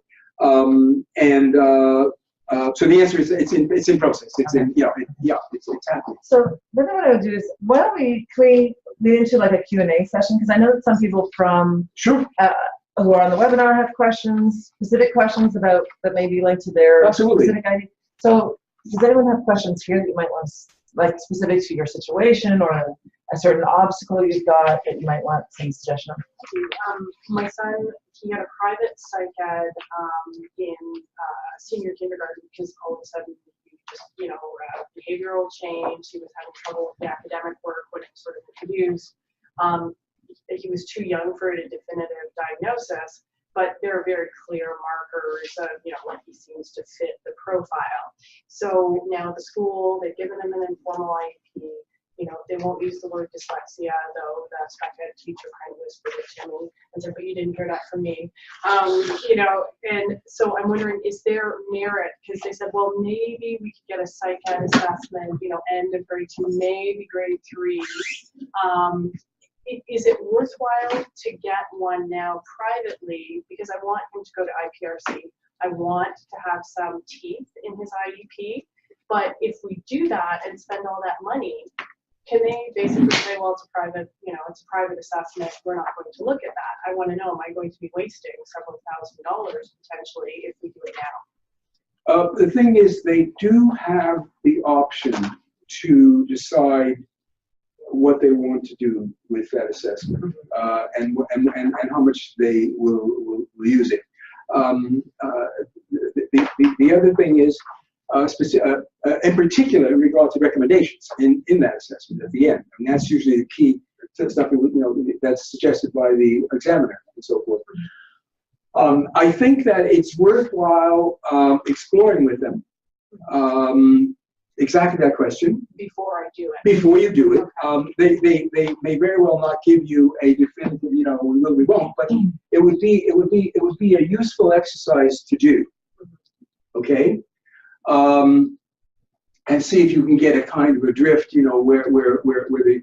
I think in general they do try to give, some recognition and credence to the assessment, and not just ignore it or reject it. But when it comes down again to the recommendations, when the assessment takes place with their psychologist and their recommendations, they have really an obligation to fulfill that. And by the way, I want to go back to the IEP for 1 second. The IEP was conceived by the people who put it together as a collaborative process. Don't check boxes. Don't say, yeah, that's cool. You should ask for, in effect, demand a meeting with the team. They may very well not have you there for the entire time that they create their IP. That's fair. And you can even say, no, I understand. You spend time putting it together, so forth. But I want to do a true collaboration with you and be present at the meeting. And then you come fully prepared what you believe your child should have included. So this would be part of the IPRC process as opposed to an informal IEP, which they just do on their own and sort of present. Well, I mean, it would be. That's the IEP that I pay attention to. I mean, the other one, if they're doing one in between, with the purpose of bridging, till they're finished, that's not necessarily bad, but it's not really relevant to. But yes, the real one, the one that comes. The one that has teeth. Yeah. Great. So just following up on that, we just had our daughter's psych ed assessment done last week and finalized. At school or? No, through privately. Okay. Never occurred to us that the school would recognize Well, it. no, I mean, But, in fairness, it doesn't count. It's not count. Yeah, go ahead. but meeting with the psychologist, she was diagnosed with an LD. She presented us with the dyslexia books that we should then look into, but never said that she had dyslexia. So from a psychologist's point, shouldn't they be the ones that are, like, we haven't got the final report, so I don't know if she's actually going to say that she has dyslexia in the report, but she didn't say it in the meeting, but she really implied that that was her LD. Shouldn't it be the psychologists that are, so that when I go to the school, I can say, this is specifically, like, I'm sure all of her recommendations and whatever will point towards that, but isn't it the psychologist's responsibility to? Well, did you get the final report? Not yet. Well, no, I think you should take the opportunity. So, so then I will. No, Now take the knowing that, I will go back. Because I spoke to her, because I work with Waverly, and the whole conversation was about dyslexia. Yeah, But I'm not diagnosing her, but I strongly, and that's all we talked about, the whole So if it doesn't have it in the report, I Yeah, no, need you that should in the definitely, report. no, you should Okay, I definitely. just didn't know if that was a psychologist thing, that they Yeah. are now A lot of them diagnosing don't LD and not specific. Well, Because that's you what can- I suspect it's, You And they- pay for it. because they know that you need that kind of data. You Yeah, need it. yeah, It'll yeah. say specific learning disability, dyslexia. Yeah. It says written expression It's or in the reading DSM. impairment. It's in the DSM-5. Right? It's It's under the well, that's copy. it, exactly. I have a copy of Yeah. that section if anybody wants it. Did you had the questions that you had sent me? Is there anything else on that list that? I was just thinking about, I was asking about obstacles, like what are maybe that can come in terms of questions. Are the questions that you have around obstacles that parents face? You talked a little bit about some of the things that you've been facing. What are the biggest obstacles you face, and are there solutions you're seeking that you're kind of struggling with? Maybe that's a question. Well, that you my can- report doesn't say dyslexia, so now I'm thinking, how am I going to get that in there? Well, the psychologist who did it doesn't talk about that It doesn't say dyslexia, it says learning disability, and the same thing, a bunch of previous books, all with dyslexia in the title. Yeah, But I saw something on the news that said in Canada they don't call it dyslexia. That's my choice. They won't use that word in Canada, is what I Okay, well, You can go back to your psychologist, as I've done in the past, and ask for an addendum. yes, In reviewing your information, Yes. does my son or daughter come under DSM-5 for dyslexia, Yes. written expression, or dyscalculia? They can't. Yeah. Nice. That's a good tip. Okay. That's valid information. Oh, I got you know, part of what we're talking about is another related topic, which is also extraordinarily important, and we face in this work all the time.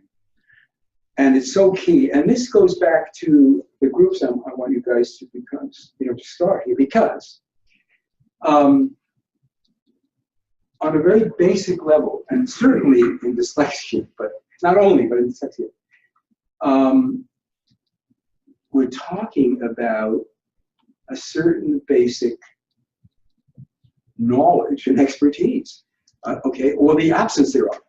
I mean, through the years of doing this work, we have had people at the front of the room with 2 or 3 kids who are special needs, who are IPRC, with, say, autism, for example,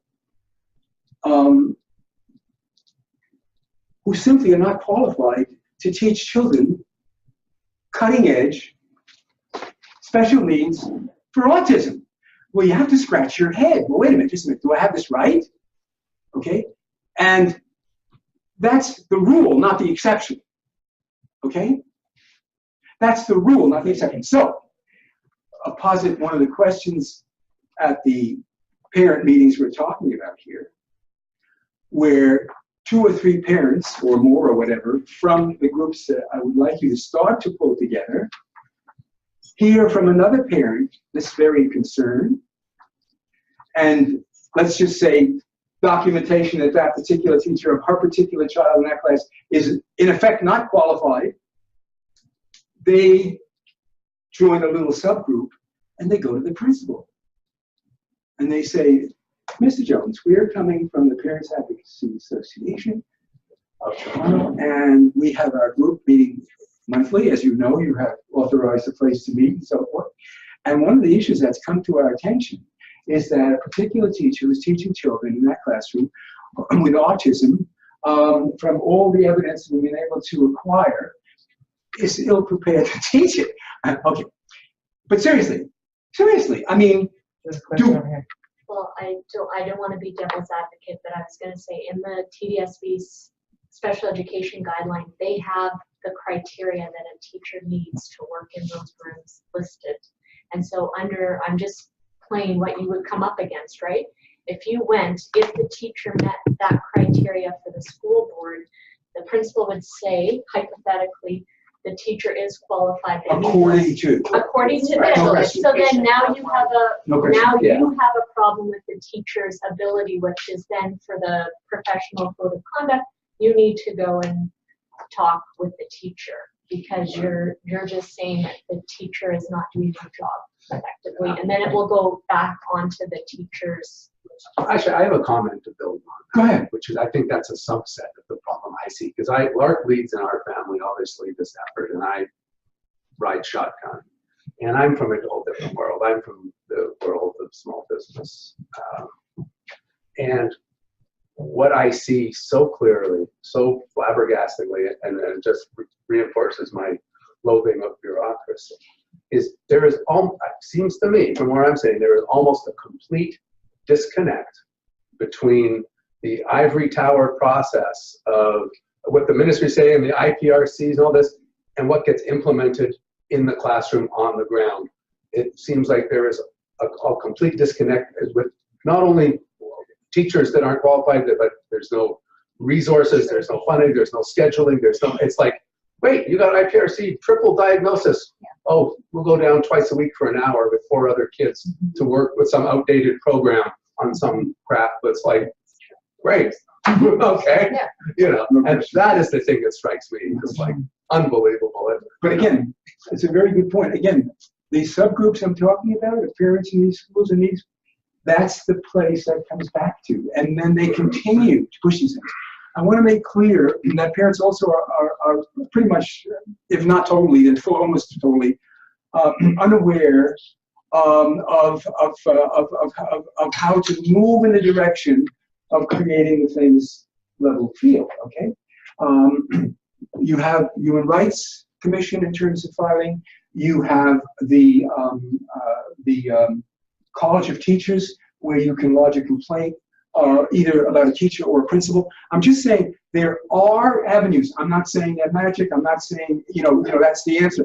But there are avenues. And one of the major aspects of that, the schools hate that stuff, okay? No matter what comes out of it, they hate it, okay? Because they involve investigations. The college is obliged to check into it. They're obliged, and they hate that, okay? The other thing is CAS. This was something I discovered on my own years ago. And I was curious, and I wanted to investigate it. I said, well, I know, and I've faced examples of the school calling CAS on the parents, and in some cases, like maliciously almost, they couldn't get rid of them. I mean, and legitimately they should have in certain instances. They just kept on. Certainly we want the kids protected. No one's arguing about the basic premise. So I called CAS and spoke to a supervisor years ago. I said, tell me something. Can the parent initiate the CAS thing? They said, of course. And then the most amazing thing happened. I said, what do you have to do? Well, they just issue a complaint. Do they need proof? No. They do not need proof. They need suspicion. I was shocked.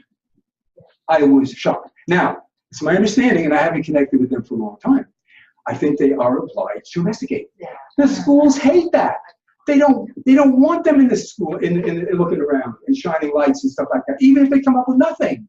They don't like it, okay?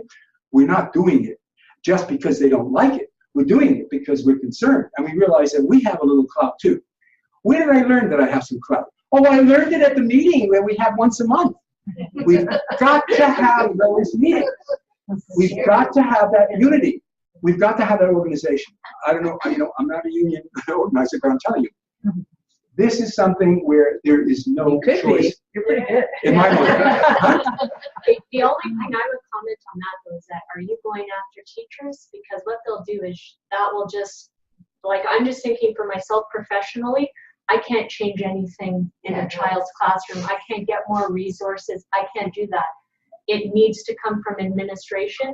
If a parent comes in after a teacher. It needs to come from the parent group. Yes, but I'm saying the parent group targeting a teacher and going after a teacher and getting them investigated, calling children, they will not make the necessary changes. Let's be realistic. Okay, we're not just going to go helter-skelter and start shooting in all directions. The principal will not support the teacher. No. They'll say, I understand. I understand also. First of all, we're not talking about this lightly. Okay, we're not going to just do this every other day. Okay, we're going to do it in some instances where a number of parents over a period of time believe that there's a serious problem here. It's got to have warranted. There has to be some weighing of it. Another means having an avenue to discuss and filter this kind of thing out. But there's a venue for it. Right now, there's zero venue. One of the things that needs to happen, maybe it'll happen in this lifetime, maybe it won't, but if it does happen, it might happen partially as a function of these kinds of activities. And that's to have an Office of Parent Advocacy, where parents can go and where the buck stops and where they have some kind of clout and where the board doesn't own them. Okay? You can't get an opinion on that anywhere. Privately, you can to a certain extent, but it doesn't have the same power as what I'm talking about now. I have a question. Is there a specific age or a grade that you can no longer request an IPRC? Well, the kids are allowed to stay in school till 21, right? My understanding is that once you go to university, unless you have an IPRC, but that's what I'm saying. If you don't have an IEP or IPRC before you go to university, you cannot then institute one you will not get accommodations. Unless you get a private. Well, no, it's still. And then it's up to them, though. We still won't have a single club. No, you still have code you still have code coverage. So the Human Rights Code covers every Yeah. person throughout our province. So accommodating a disability at university is necessary, and if it's shown that Exactly. So I'm asking this because of my nephew. He's in grade 12. Yeah. And so when he was young, he got some speech and language therapy, and you know, Right. that's it. And I went into the school and I met with the special ed, the head of Yeah. SAGA. Yeah. And he said it was too late now that he's in grade 12 to do an IPRC. Well, he's in the system. I don't believe that. I don't believe that. You have to check it out. And by the way, one of the things that you guys should be accustomed or, be aware of is that the ministry has, what that's the designation now, an education officer or somebody at the ministry building.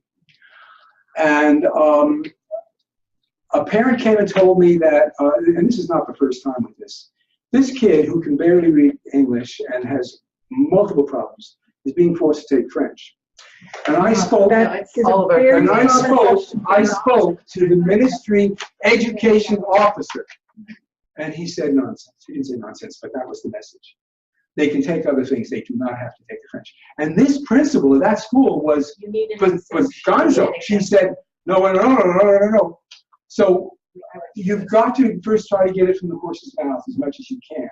And I think an education officer is probably initially as good, as a message as you can get to get it straight. Okay. And by the way, yeah, go ahead.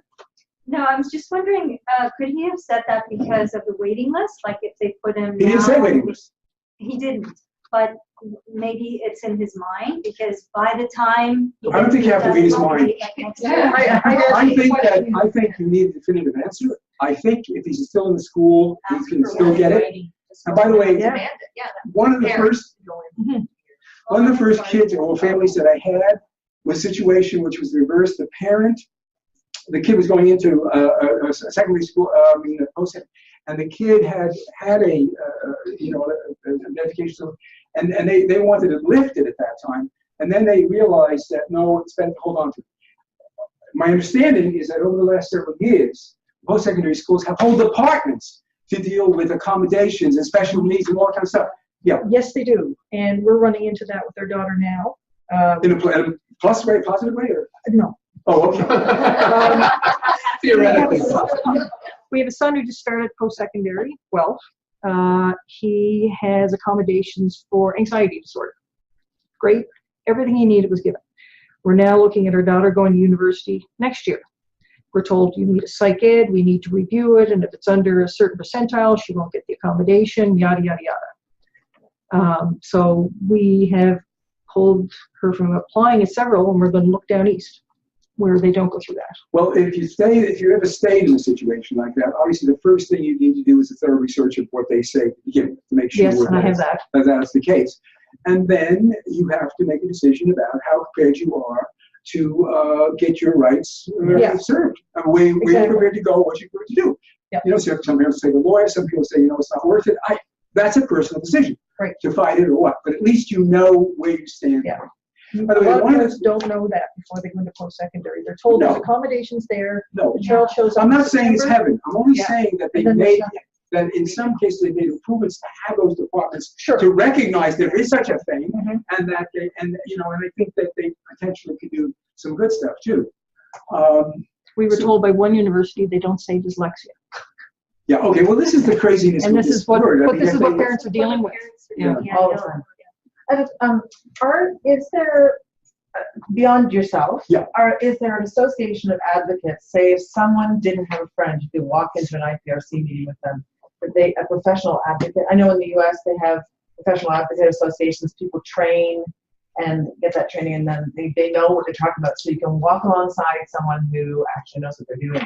Is there an association like that? Yeah, it's a really good question, and I, once again, do the job of the schools, put out a booklet, take an advocate to school, and it talks all about what to do, how to do, what are advocates, and so forth. I only have a couple of copies here, but you can download it from my website. It's just there. It's a very, very good question, and it's another example of where the school fails to to perform an important function. For the first time ever, and I think we had something to do with this, in this document, which now is 10 years old, and I have copies of a bunch of stuff I'll give them to you. For the first time, they have an actual page here, which says Parent Advocacy, helping parents to communicate. What's wrong with that title, the way they wrote that? Helping parents to communicate? Wait a minute, is this only parents? I mean, it's all the parents' issue? It's all the parents? How about helping parents and school personnel communicate? I mean, this is a classic example of putting it into a particular framework, which gives you a very, very bad feeling if you think about it for a minute. But anyway, so it talks about, all parents have the right to have an advocate and they can bring them to meetings, and on and on and on and on. This was issued 10 years ago. To my knowledge, there's no information ever mentioned about where, what, how, who they are, how they can help, if you're interested, if you're not interested. Yeah.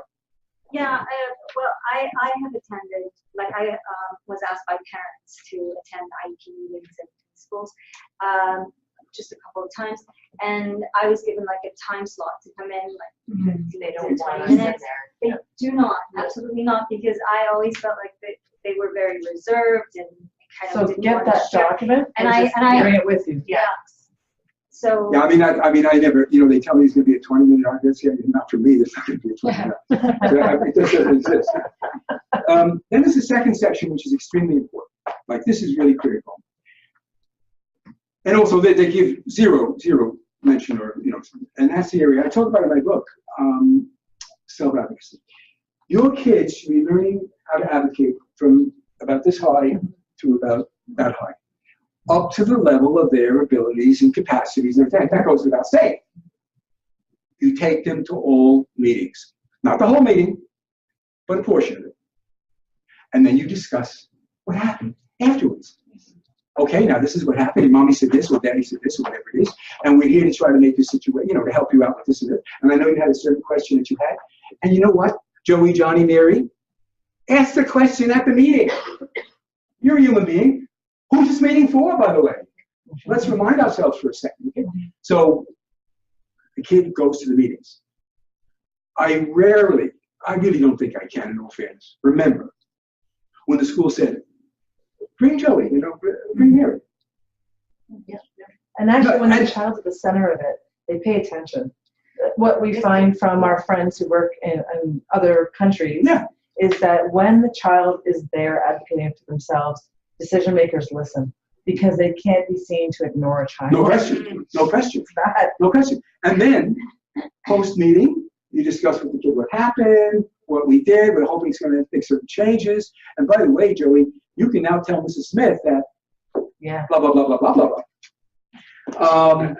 So, this kind of stuff is critical. Right? Oh, I just wanted I just wanted to know if there was a professional organization of advocates. The answer is no. We actually, I set up and associated that a long time ago, and for various reasons it didn't pan out.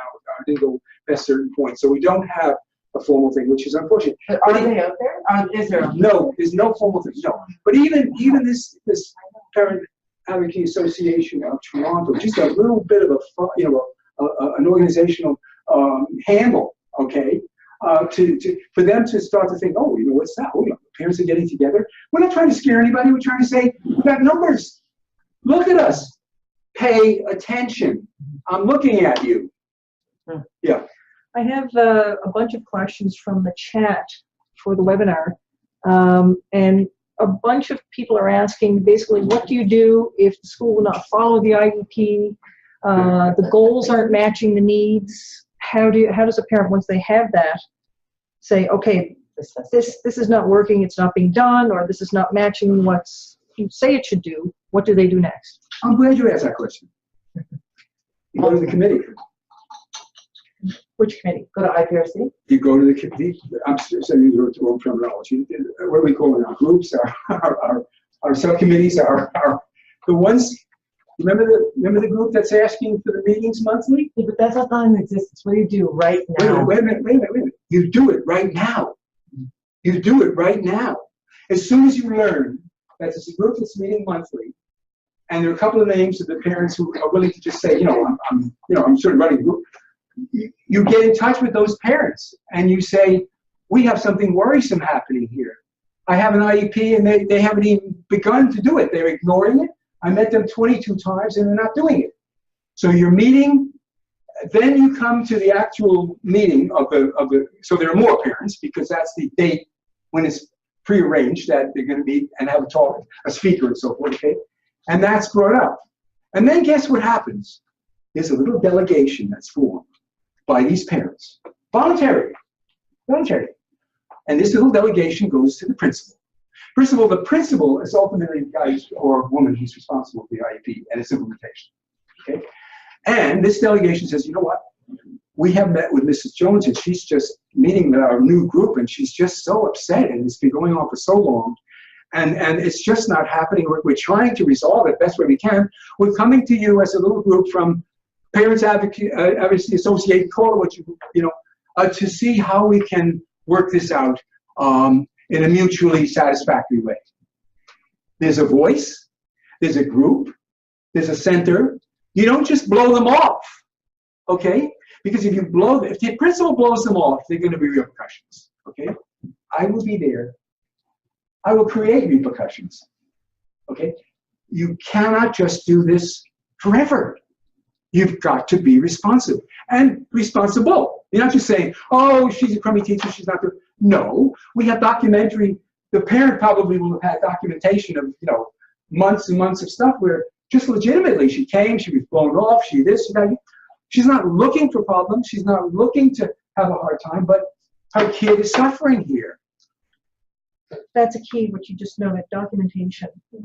Critical. Parents document everything. Critical. I have a whole chapter on that. Okay. No, you've got to. No, you've got to. You've got to. Time, dates, persons. But I'll tell you what I see. If you can document, you can do everything, you can do all this. It seems to me the system is fundamentally incapable of following through on these IEPs. They cannot do it. It's like the Army cannot send the troops into the swamp without the landing craft. Like, it just can't happen. So you can raise trouble. We can change it again in the ivory tower at some point with double the education funding or whatever. It's true to a certain extent what you say. And unfortunately, these things end up handled one by one. So if you come back, and you come back, and you come back, and your group comes back, guess what? You'll probably get somewhere. Now, it's unfortunate because Mr. Smith or Mrs. Jones just didn't do it, or just was, whatever the reason. So it's as imperfect as it comes. But these things do magically happen somehow, especially since last week they said, this will never, ever be the case. This will never happen. And a week later, gee, it happened. I don't get it. We have 5 minutes left on our webinar. Well, I'm sorry about that thing, but if you want to stay a little longer, I can. Sure. We just need to ask the 2 questions because there are some. Yes, go for it. Yeah. And this, I think they apply to a bunch of different people, but we'll go through it. There's one lady from Ottawa, says, I believe the concept fair access to school board programming applies to specialty schools, which have been written about recently in the Toronto Star. They include schools with an elementary, international, baccalaureate program, the wide variety of French immersion programs, and technology-focused elementary schools.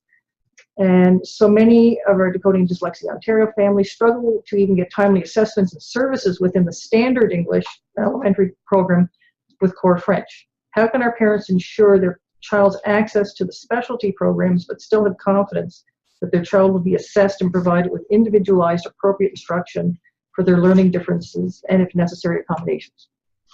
Well, it all goes back to school learning. It's the difference, as I told you before, between asking and demanding. Okay? Okay. So you've got to be taking graduate into a shift of presenting yourself in ways where you have support with other parents, where they see the numbers a bit there, where they're meeting on a regular basis. It's getting to be serious, okay? And those parents are willing, or at least some of them, are willing to come in with you, meet with the authorities in the school, the principal or the super or whatever, and say, look, we've been struggling with this for some time. We believe we have a legitimate situation. We would like to present it to you, okay? Okay. And we would like to have this resolved. Now, one of the things that I've struggled with also, and that drives me a little bit insane, this document here speaks about a guide to preventing and resolving conflicts, okay? The problem is that so far, when I've asked for procedures for conflict resolution, which they do have amongst their documents, and or mediation, no one's home. Okay, what's the most obvious thing, and what happens in the real world out there? There's a difference between you and your place of employment, and if everybody's trying to approach it honestly, you get some kind of process, conflict resolution, mediation. You tell your point, I tell my point. We have an arbitrator. Something is done in an organized way and in a fair way. Hopefully, it's not necessarily, but there's a process for it. The process is there, but no one's home. They're not doing it. So that's another more dyslexic specific. If a psychologist recommends one-on-one instruction using a Norton-Gillingham method for a dyslexic child, and the Ontario Human Rights Code states dyslexic children are entitled to one-on-one, how can school boards use financial constraints to refuse? They can't. They cannot. No, it's illegal. But that's happening It's illegal. everywhere in every school. But again, until the kids in university. what's the, I mean, one of the essences of the process I'm describing here is the word challenge. They have to be challenged. I mean, and there are means to do it. I mean, we can't discuss every single one of them, but there are ways to do it, and it has to be challenged. And again, it does to some extent come down to how far the parents are willing to go and so forth. But especially if they have a sense of some support from a group, I mean, that's so critical. Now, at this time, it's absent. I want to read to Well, you. except for Decoding Dyslexia is trying to put together coffee chats, which will help parents It does help. communities No question. No come question. together so that they can support each other, share information. That's the whole point of this Absolutely. coffee chat, No right? question. And one more Go specific ahead, sure. one more specific question that will probably tie into this that we hear a lot. My child is gifted, LD, written expression, the school suggestion he should be in applied, so there's less writing. Oh my Kids, gosh. including my own, are encouraged to go into applied subjects because it's easier for them. Although parents may not realize that pretty much cuts off university for the kids. And degrees and everything, Yeah, so it's taking the easy way out by suggesting, oh no, this is easier for them without them doing their job. This is a kid who academically could do very well if given the remediation and accommodations they need. Technology. That's a not-so suggestion. It should be defeated, and they need to show that this young person can definitely do better, demonstrated by tests or whatever you want. I mean, that's really shocking in a way, because it sounds from the face of it All the time. incredibly inappropriate. It happens all the I time. mean, again, we have a situation where, go ahead. There's an assumption that the kid is not smart enough to do academic because on classwork they're not up to par, but that's because of what they haven't been given to Technology-wise. access the curriculum.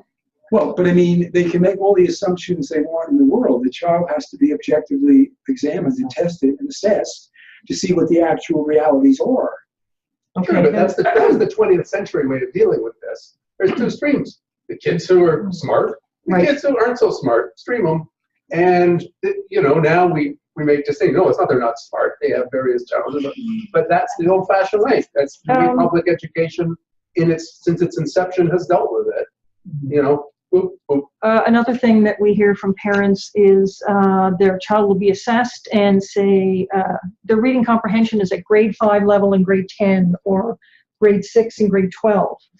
But it's okay, it's average according to the psychological report and the bell curve. So nothing will be done for them. They're average. But that child reads at a grade 5 level in grade 10, so they're not accessing the curriculum either. Again, And that's there has okay. to be a decision on the part of the family, just exactly what they're prepared to do. Are they prepared to work with other parents to create some kind of organization within the school where they then represent themselves to the principal? And if they're not heard, then there are steps they can take. I'm repeating what I've said. Yes. Sure, but the psychologists are saying it's average. Their report says it's this way, and the school says we have to go by what the psychologist says. the psychologist making the recommendation that Everything's fine.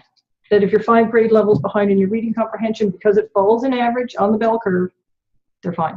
Average on the There bell could be curve. some semantics Get there another because psychologist. Well, it is. psychologists Yes, it will is. do the intelligence scale, so it'll be in your perceptions, the specific reading levels then, which is very hard, is because is that Ontario only? Like some should use percentiles because it's linked to curriculum, but then is that a teacher's assessment? No, that's a psychologist assessment, Is and it that's from a- several parents. What bell That curve says is what? they're All the reading at grades? grade Well, 5. average is the 25th percentile to, I think, the 75th Yeah. percentile, and if you're within that, you're okay. Well, there's no way you're reading at grade 5 level and grade 10 and being inside the heart It's of that. happening Oh, yeah. all the time. Every time. And Not every- it's, You gotta be on the is outlier school side. board psychologist, like hired by the board? In some cases, Right. they are. Because then they're, maybe not going to, I've seen it many times in The recommendations are very SSTs. light from school board. They can't say psychologists dyslexia. compared to I've But that's told what them parents language don't know can't that. use At that point, they're told they're fine, That's what you deal with. and then all up the to time. Yeah. Yeah. Like Dr. but Forman they has have on to the know, slides. it's straight in numbers. They have to be prepared to unite. I want to be one thing to you that I, Even, like I would say, even if you start with, because everyone's at a different place, and that's what I'm a social worker, so I always say start with what you're comfortable with, right? So even if like it's your partner, that you can find strength in going in with your partner into that meeting together. Make the time in your day to go into that meeting together, so that one is not doing the brunt of all the stress, right? which meeting? I mean, Like a meeting for Like IPRC Yeah, you or go. whatever yeah, meeting that's you're going to. great. That's Begin great. with that if you don't have a friend around you, or I if agree. you have a friend who's a lawyer Right. to go in with you, Right. or whatever. But Find again, someone. But then again, think about more broadly than that, if you can, to get involved with what you're suggesting. You've got to go this route, otherwise it's just going to repeat itself as far as I'm concerned. I want to read one thing to you here. This is again in the shared solution things, and this is in the section on self-advocacy. It's just a portion of it. It says, to be effective advocates for their own interests, students need an understanding of their legal rights and responsibilities. Could you imagine writing a statement like that? How are they going to get that information? Who is going to supply it to them? Even at that level of the ability to understand, let's say the kids can understand some of that at a level that is presented to them. This is a board, this is a document put out by the Ministry of Education. I mean, they need an understanding of their legal rights and responsibilities. It's a great idea. It makes sense.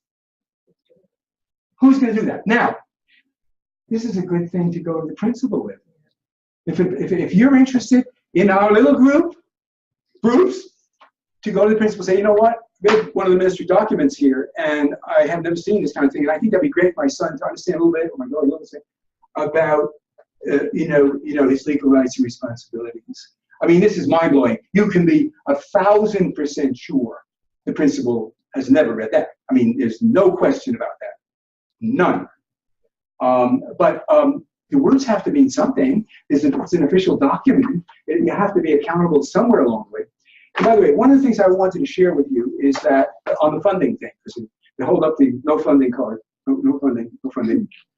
That years and years ago, when I got this document when I was on SEAC, which told you about IPRC meetings, at the very, very top, there was a line that really kind of shocked me, and it said basically, and I don't know if any of you have heard it, the school board is obliged to buy services from outside if they don't have it, except for undue hardship. That's the jargon. Meaning, if I have to build a separate building for you, I can't do it. No, actually it has to be even higher. Undue hardship. And guess what? Recently, because this issue came up again, and I knew I was 1,000% accurate in the reading of that, I have an educational lawyer, or a man who's an educational lawyer. We sometimes liaise with him. And I said, you know what? I'm going to write to him. Tell me something. Did I get that right? He wrote back, you got to be kidding. Of course you got it right. It's ignored. It's not done, and so forth. This is he does other kind of law too, but he's an expert in education law. There's no question about the interpretation of this. There's no question that it's there. To what extent do parents come in and say, oh, gee, I know you say we don't have the money, but it says here that you can buy the services outside if we don't have it here. Okay. It's unheard of. unheard of because parents don't know. That's why they have to be able to share information. That's orientation 101. I don't think the school is going to tell you about this. No, but the important thing is for every parent who's going through this to be aware of their rights within the school, what the rights are in terms of access to an IPRC and IEP to all. I think that was a really important learning. But also to know to take someone else with you to a meeting always, but also to know the legal construct around the school. And it is the most important piece for advocating is the Human Rights Code in Ontario because it is so strong. And it actually is something that is above all of the legislation and requires school boards to do what they're mandated to do in the law. And to the point of undue hardship, which actually would say it might even be so high as to put a school board out of business. Like literally. Oh yeah, no. No, that's so high. That sounds high. So anyway, I need to wrap up quickly. Yeah, no, I want to pass this around for you guys to write your name, address, email, whatever it is, phone numbers, because I'm going to badge you. We got to do this. I also want to send around this thing, which, I mean, it came across my desk or my email, whatever it is, a long time ago. And I think it's such a great idea. It's never been done. Well, it's been done according to somebody in New York School. That is, it's called an advocacy pass, and the kid has this to show, it's a summary of what the kid needs in terms of his IEP and stuff like that. So he doesn't have to try to summarize something. I will send that around too. And then I will get you those booklets in about 2 minutes. I think we'll go down to town money with the machine. I'll be right back. So, Okay, so I'll be right back. Thanks everyone for being here today and being a part of the discussion. It brings up lots of topics, lots of emotions, lots of struggles, but also more questions. And we're going to stick around here a little bit for our coffee chat to talk more about that kind of stuff. But if anyone who's watching via webinar wants to send in more questions, we're happy to field some of those as well and walk through them together. Because really, this is not something that you can concretely finish in a conversation like this. This is a process that requires a lot of thought and a lot of companionship along the way. So anyway, thanks again for joining us. We hope it was helpful in some way, shape, or form. And we'll talk to you soon.